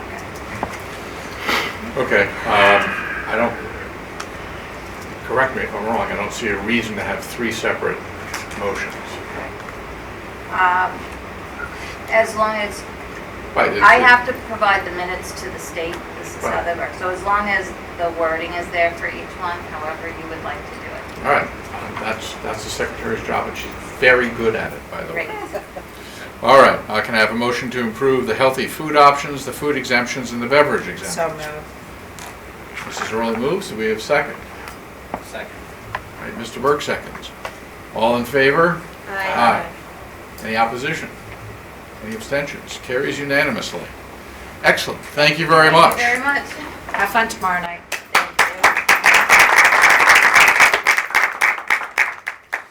Now we get to arguably my favorite part and no one else's favorite part, the chair's ruminations. I figured I'd raise a couple of items to see how we sort of felt. One of the questions I had was whether or not this might be the time to reduce one of the committees, or 2 or 3, so that, because we're spending a lot of time working, and the question is, are we working as smart as we could be, or is there a way to streamline our work? And I just wanted to sort of get a feel from people as to how they felt, because I got the impression that we had a lot of meetings. What do you think could be streamlined? I don't really have my mind definitely made up, but one of the questions I would raise is the alternative funding / regional services. And I know Mr. Spivak chairs. Do you think that's something that could be folded in, or do you think that that's something that's absolutely necessary? One of the ways that we modified it this year was not meeting every month. Okay. So I think that's been effective. If the board chooses not to have the committee, I understand, but I feel like just reducing the number of meetings has allowed us to still continue that work. Okay. May I share my comment? Sure. As Mr. Spivak said, the committee has been streamlined. It has really only 2 active members, both Mr. Spivak, Mr. Burke. I do want to bring up something. The element of alternative resources will always be something that we're going to pursue, but more importantly, the other half of that title, regional services, and I don't want to send a flag up the pole too quickly, but that's going to be how we're going to be able to sustain as communities moving forward. So quite frankly, I see this board as, at the time that subcommittee was put together, as being quite visionary. As you know, the talk of shared service and regionalization will now really get some traction given the fiscal reality of the need to do so. So I would just caution the board not to, throw the baby out with the bathwater. And I would say that as long as the 2 participants continue to want to participate, I think we have some meaningful conversation. Okay. It was not intended to make a decision here, but intended to engage in a discussion. And the other response may be, maybe no one else feels overworked, to say, maybe we should tackle fewer committees, so we have fewer members on committees. So that would be a way to handle it. And I just figure if I don't raise it, no one else is going to raise it. So anyway, Mrs. Rao. I would suggest that maybe finance doesn't have to meet monthly.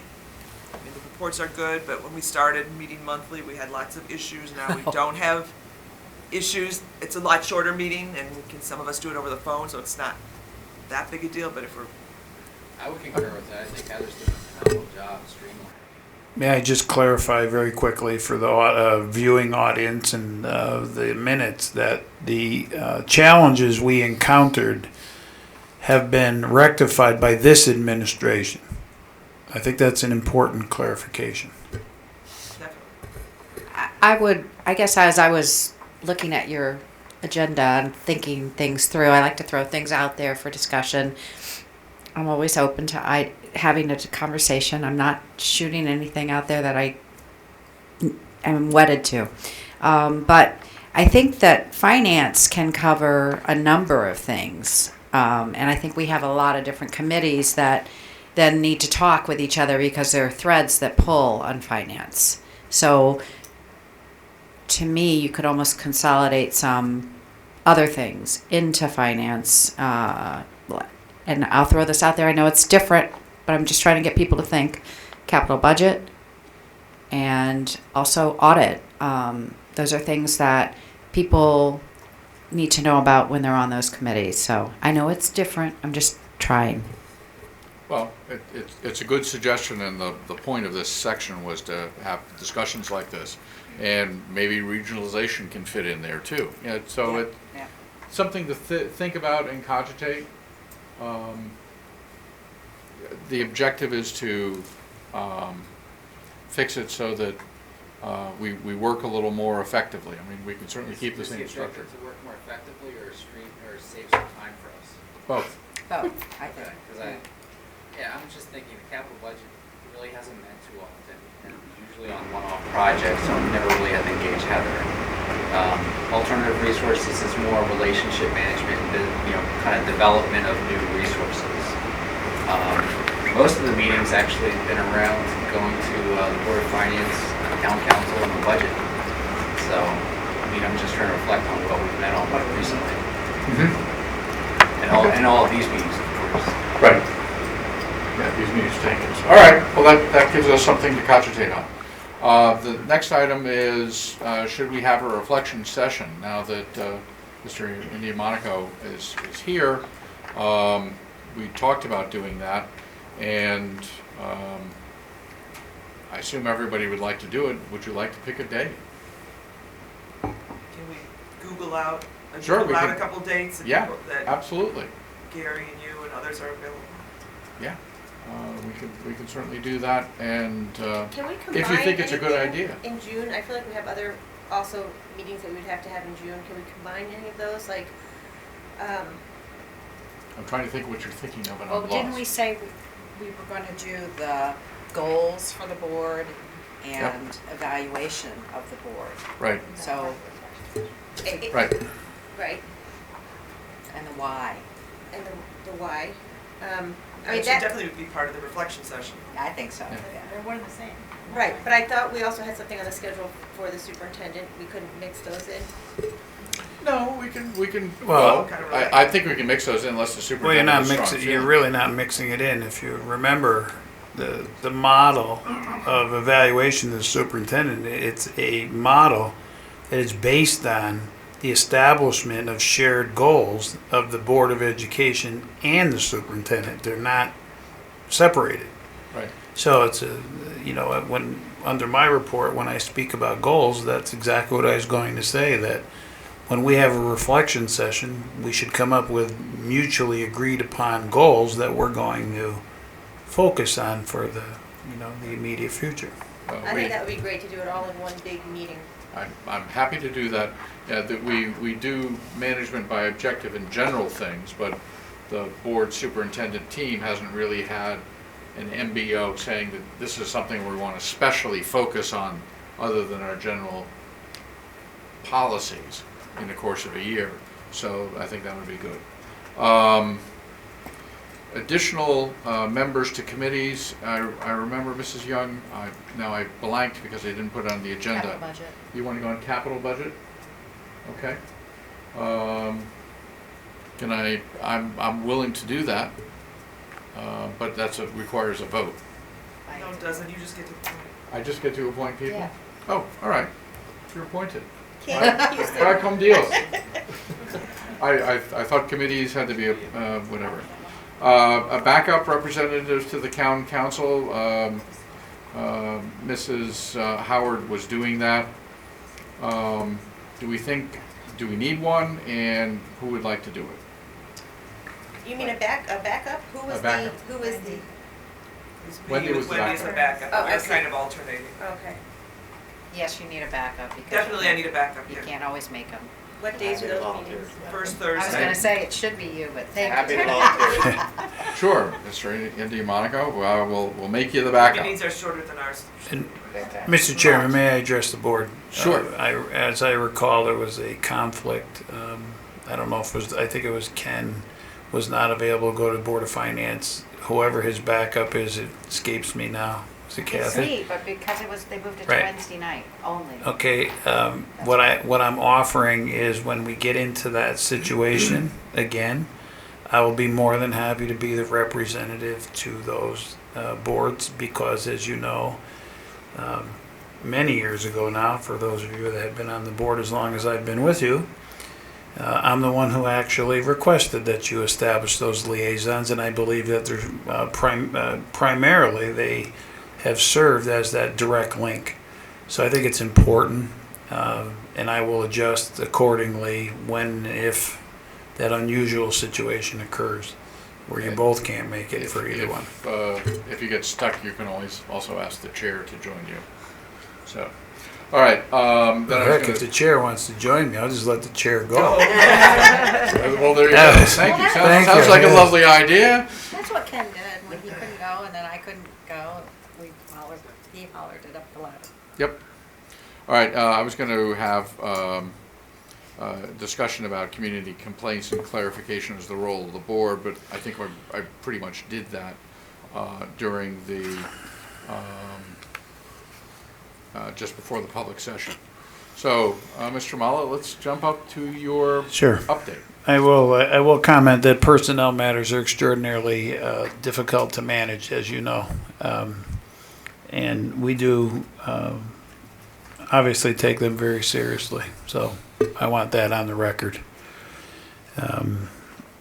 Under my budget referendum, I'm appreciative to the community for coming out to support the town's budget.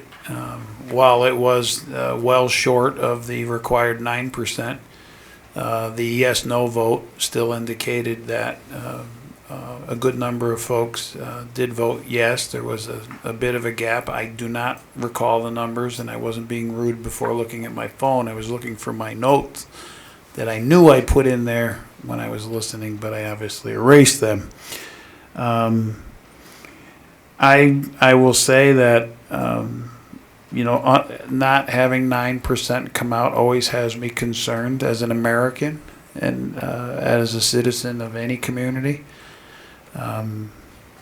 And I know we all have busy lives, but it's one of the greatest freedoms that we enjoy. Regardless of which way the vote goes, we have the freedom to participate. And I believe it was a better turnout than the previous year. But again, nonetheless, I'm very appreciative that we do not have to do any further reductions. The second item, I very much appreciate welcoming back who we refer to now as the Second Coming, Dr. Breslin, to join us for the close of the school year and to preside over graduation. He's a consummate professional, and again, for the record, he's the finest high school principal this state has ever seen. Had an opportunity to welcome Jason Indomenico with an individual meeting. I believe I might have filled part of his trunk with all that literature, I kind of compressed 2 sessions into one, understanding that he probably could process a huge amount of information. We do have another meeting scheduled where he'll have an opportunity to meet with the central leadership team. Then I'll have another individual meeting with him to see if he has any questions or concerns, and I want to make sure that he's not running by that point and turning in his mailbox key. He has to wear a GPS chip. No, you know, I've said, as I say it to everyone, you know, boards take on the characteristics of all the people involved, and you all come to the table with different passions and interests, skills, abilities that all really, you know, get woven together to operate a very complex organization. One that clearly is focused purely on students. And so I welcome Jason officially. Our enrollment report, which is on page 43, I find it quite fascinating. If you look at our precision, bless you, whoever that was. I'd like to take some credit for the preciseness of the projection as compared to the actual enrollment, but this is just freak luck. If you look at that number in June of 2016 and you look at the enrollment right now, we're basically dead even. We have 1 less student. Now, I'd like to be optimistic to say that we'll be able to do this every year, but as you know, in communities such as ours, it's extraordinarily difficult. Right now, to project enrollments, our kindergarten is holding, as you last saw it, the way, and with the sections and with the class sizes at a very manageable level. So I hope I didn't jinx us, but we didn't hear of any buses coming from Indiana or California or Michigan as of yet.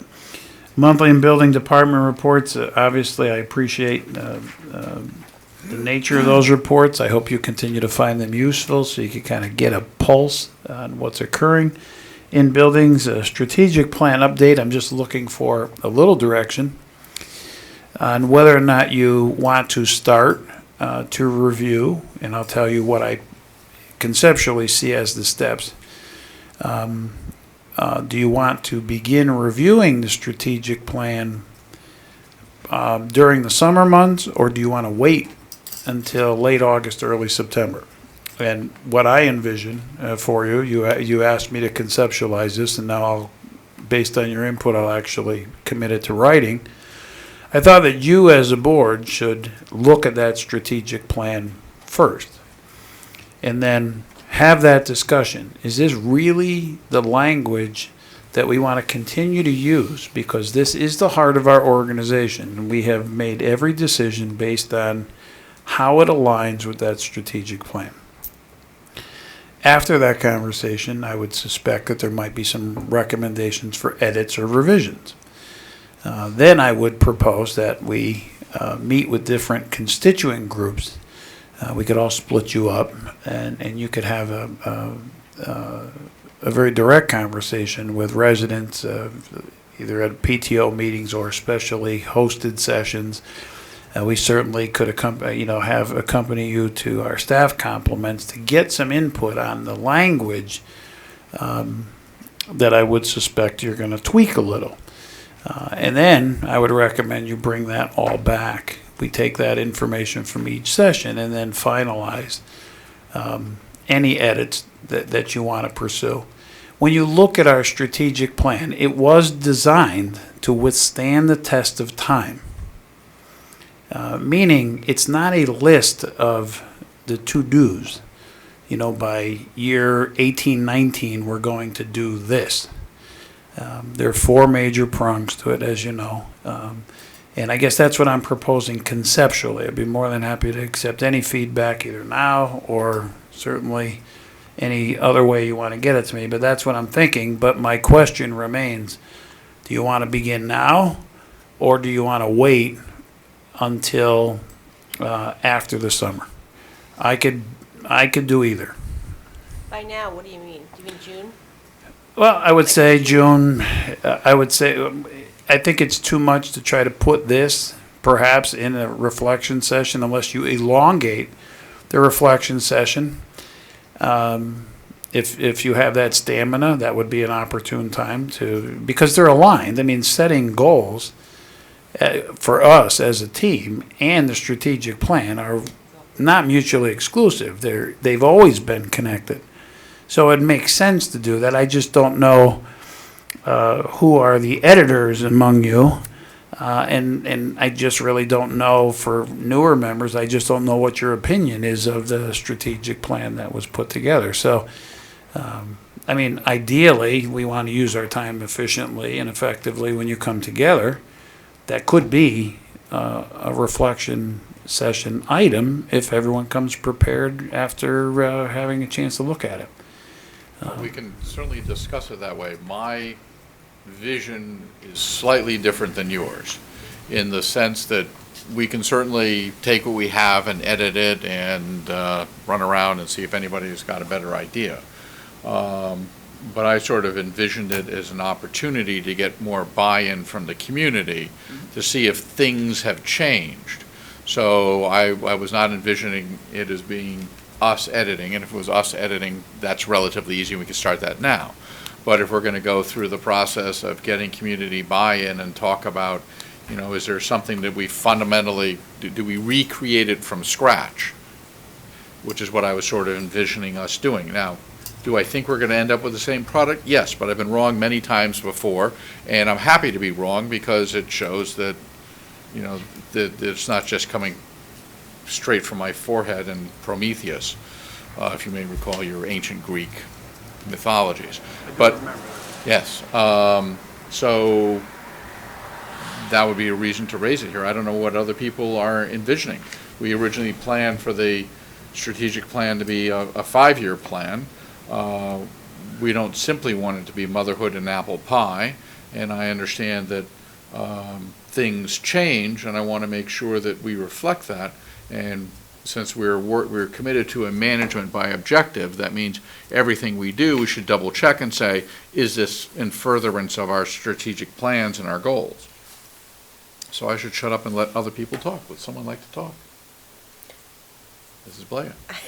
I kind of feel like, why don't we put it on part of that, like at the end of the reflection session, after we've done the things that we're committed to doing, see how we're all feeling, but come prepared, you know, with the first read, so maybe we can get like a kind of a feeling for the group. My instinct would be to do something like that, and then to maybe have it an hour of time with the community before one of these meetings, you know, if we don't have presentations, and have them give their input, you know, come at like 6 o'clock and have them give us an hour of input or discussion, or however you want to do it. To me, I feel like the more we can get done at one sitting, it's easier for me, but I don't know if it's easier for everybody. Shorter meetings might be easier for other people, I don't know. Right. In the original process, we had focus groups of parents, focus groups of teachers, and other stakeholders, and they all said what they thought was important. What I understand you saying, Mr. Chairman, is that your my vision is slightly different than yours, but Mrs. Blake. Well, that's right. Our visual acuity is very different, because if I took these off, I couldn't even see you. Your vision is different in the sense that, and I just want to clarify for those that may not have understood what we went through before, we actually had people volunteer to represent the different constituent groups in any community. We actually assembled in this room, and we began with nothing.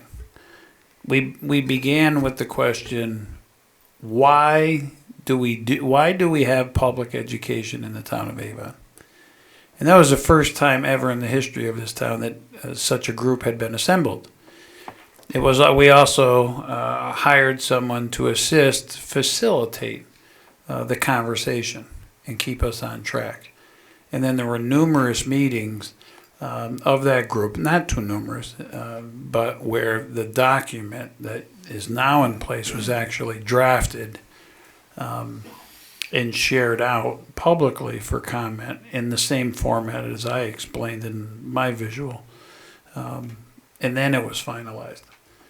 So, I mean, So it's a dramatically different process. well, and I serve at the pleasure of the board, so I'll do it any way you want. So why don't we wait and have it as an agenda item at the reflection session and see where we go from there? Perfectly fine. Because we're not gonna get community groups together prior to the end of June. so- Correct. And that was my feeling, that it Decision was making. more my idea, my vision, we would do it later in the fall. If it's more Gary's vision, then we could start with a reflection session. But I felt it was important to figure out why we're doing this. And for me, the concept of having community buy-in and community participation was important. Good, Mrs. Rowley. I guess one thing I'd like to know before we start discussing, or maybe it just in conjunction with, know that it's occurring, is that the administration of each building has, they prepare a summary and that reflects what they're doing in accordance with this plan. It drills down to every school, right? So I would like to hear from them or have them start to work on and think through what holes do they see, what do they like, what do they want to change, and when I say administration, I don't just mean the principals. I mean the department coordinators or whoever's most appropriate to participate with that, because then those coordinators will have the input of all the teachers. So to have that going alongside while we talk, I'd like to know that they're talking too, and that we'll hear from them what they've seen, because they're living with what we ask them to do and reporting on it on a regular basis. We get reams of paper in this, so I'd like to hear from them at some juncture. Okay. All right. Would you like to talk about goals update? Yes, and this is something that I've already addressed. A number of meetings ago, we agreed that the goal setting would be done as a unit. Right. The leadership unit is comprised of the Board of Education as a single entity and the superintendent. So I certainly will be prepared to discuss what we believe to be the most appropriate goals for next year when we come together at a reflection session. Right. And I'll prepare some things in advance if that's something you want me to do. I think that would be helpful, because I'm not sure we've actually done a formal goal setting before, so it's a first for us, and you may have done it before. I thought so. Yes, I've done it many times. That's good. All right. That concludes my report. I'll be more than happy to entertain any questions you may have. The only question I have is, I would love to get that date sooner than later, because June is a crazy month. Okay. The sooner we can get that. Doodle sent out, yeah. Because it's going to be on a weekend, I'm assuming. Do you, I guess that's the other question. Do you prefer weekday at late afternoon, evening, or are you willing to go into a Saturday? We just put both options out there and see where we can peg, so we had a challenge getting going on. Okay, we'll pick some things that work, and so there's nothing else in the way. All right. Assistant Superintendent Russick. Okay, on page 69, I've provided for you this evening a English for Speakers of Other Language, or ESOL, update. District-wide, we have 11% of our students identified as having a dominant language other than English, and we have 36 primary languages currently spoken in the district, and these are detailed on page 70. On page 71, there's a chart that shows you the number of our English learner students. We're slightly down this year. We had 118 students last year. We have 94 students this year, but both years have been at 3%, so it's kind of mirroring our enrollments. And the bottom of page 71, you'll see the number of students, 94 that are participating in our ESOL program. Pine Grove School continues to have the largest percentage of 67%, but our other schools, Roaring Brook and Thompson Brook, have been growing a little bit in diversity over the course of this last year. Page 72 details by grade level how many students we have. And you'll note that most of our students are in the lower grades. The majority of our students we are able to exit from the ESOL program within 2 to 3 years, and some exit after 1 year. We have students that come speaking 2 or 3 other languages other than English, so they're very fluent in languages and pick up English very easily.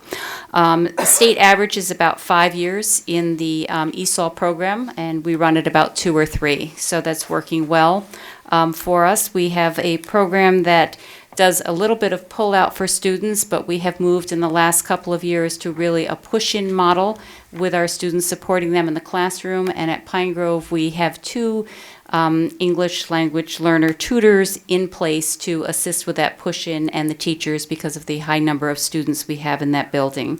And then finally on page 73 is just a breakout of the primary languages that our English learners speak. And that concludes my report.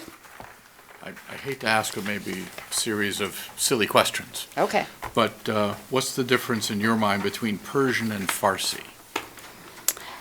I don't know. I'll have to check with the person that wrote the report. All right, because I think they're identical. Okay. So we have 2. Right, so we may have 2, and that's fine. Then Albanian, I assume that's the city dialect and not the country dialect, because they are in fact actually very different. I'll check with the Who knew this expert was gonna be ESOL audited? teacher. Yeah. Who knew he was going to audit this? All right, okay, all right. Other questions? I thought this was a great report. It is a great Fun report, to and see. the diversity in our community is amazing and astounding and something nice to see, and it's certainly a change from 50 years ago. Okay, excellent. Thank you so very much. I think it's phenomenal. You're under the rate of the state. You're doing great. Mrs. Meerman, student support, do you have anything to add, or did you fully cover it? I'm happy to say I fully covered my report All earlier. right. Excellent. Other further business that may come before the meeting or communications from board members? Oof, all right, nothing. Sugar. Sorry, I almost forgot. Hats off, literally. Ooh, a little pun intended, not really. The Cat in the Hat, the Seussical, was phenomenal. So I really enjoyed it. And you guys just did a super job. It was lots of fun to watch, and I enjoyed being part of the audience. Then they came in interactive, so it was great. Excellent. Mr. Spivak, would you like to speak about the Alternative Resources Regional Services Committee? Yes, our next meeting is scheduled for 1 o'clock this Thursday. We have not met since the last board meeting. Okay. Audit, Mrs. Young? Audit will not be meeting again probably until the fall. Okay. I have nothing to report. Capital Budget, Mr. Burke? We did not meet, and no plans to meet in the near future. All right. Communication School Climate, Mrs. Blea? Our next meeting is May 22nd at 5:30 at the BOE office. So I have nothing else to report because we didn't have the same meeting. Okay, excellent. Thank you. Finance, Mr. Spivak? Our next meeting is scheduled for June 13th at noon. One issue, I don't remember the name of the number of the statute, but Houston, you actually sent, there was an email sent to us today. I'd like that referenced in the meeting tonight. I can Okay. reference it. Okay. It's you all got copies of what you requested that I sent. It's a request to establish a Revolving fund, the 1% 1% revolving fund under section 10-248A, little a. I only meant 1A. It's little, not big. Right, okay. Personnel, Mrs. Rell. You're not met since the last meeting. All right. Policy, Mrs. Zaroli. While policy did not meet, the items that will move forward include what you kept on the agenda and the 1000 series that we've begun a review of. We will meet on June 6th. Okay, excellent. The Curriculum Professional Development Council rep, Mrs. Shute. Oh, that's right. Hello, I'm looking for her going, where is she? All right. Gosh darn. All right. Oh, that was funny. Very quiet. All right, she's been very quiet today. All right, Mr. Burke, the Board of Finance. There you go. So I missed the last Wednesday meeting, but as Heather mentioned, the supplemental appropriations were approved. The only other items, the Board of Finance did authorize an agreement for Blum Shapiro to be the auditor for the fiscal year 16-17 audit. And Brandon did highlight the fact that House bill was proposed to take the state sales tax to go from 6.35% to 6.99%. There may be some funding in there for municipalities. Also within that bill, the state, in that bill for the state, the motor tax vehicle mill rate is still capped at 32%, but the real property will be assessed not at 70%, which it is currently, but at 100%. So that may go up as well. So he was just informing us. So as a practical matter, that means the amount of tax you may pay on your car would increase. That is correct. Yes. Okay. Interesting. Another lever. All right, Mrs. Rell, Town Council. I did not go. I don't know if anybody else went. I think I was there briefly with Mr. Indy Monaco, and they approved his membership, excuse me, to the Board of Ed, so that's why he's here, and that's why we welcome them. CREC, Capital Region, Mrs. Blea. I have really nothing to report. I was going to submit, I did go to the meeting, I was going to submit the minutes of their meeting. I don't know if that's helpful to us. You know, it's, so much of it is not really Avon related. I don't know if it'd be helpful to have it as part of our minutes, or if it's just too much. If they're talking about policy, I'm all over it. You know, if there's something that might affect us, then I would definitely want to read it. But that's just because I love policy. Okay. Maybe we could circulate it to all the board members? I've never read the minutes. I've never read them, so I can't say. I can either scan it or forward it. Okay. Yeah, That would be easier for me. Okay. We finished that. Communications from the public. All right. Hearing none, we would go into executive session for 3 items. Pending legal matters, confidential building security issue, and collective bargaining contract negotiations. May I have a motion? I'd ask you to, I'm sorry to interrupt, I'd ask you to invite the central administration team as well as the director of security to join you in executive session. Yes. James Conley. We will so invite. Can I get a motion to go into executive session? So moved. All right, Mr. Rowley moves. Mr. Burke seconds. All in favor? Aye. Passes unanimously. 9:13.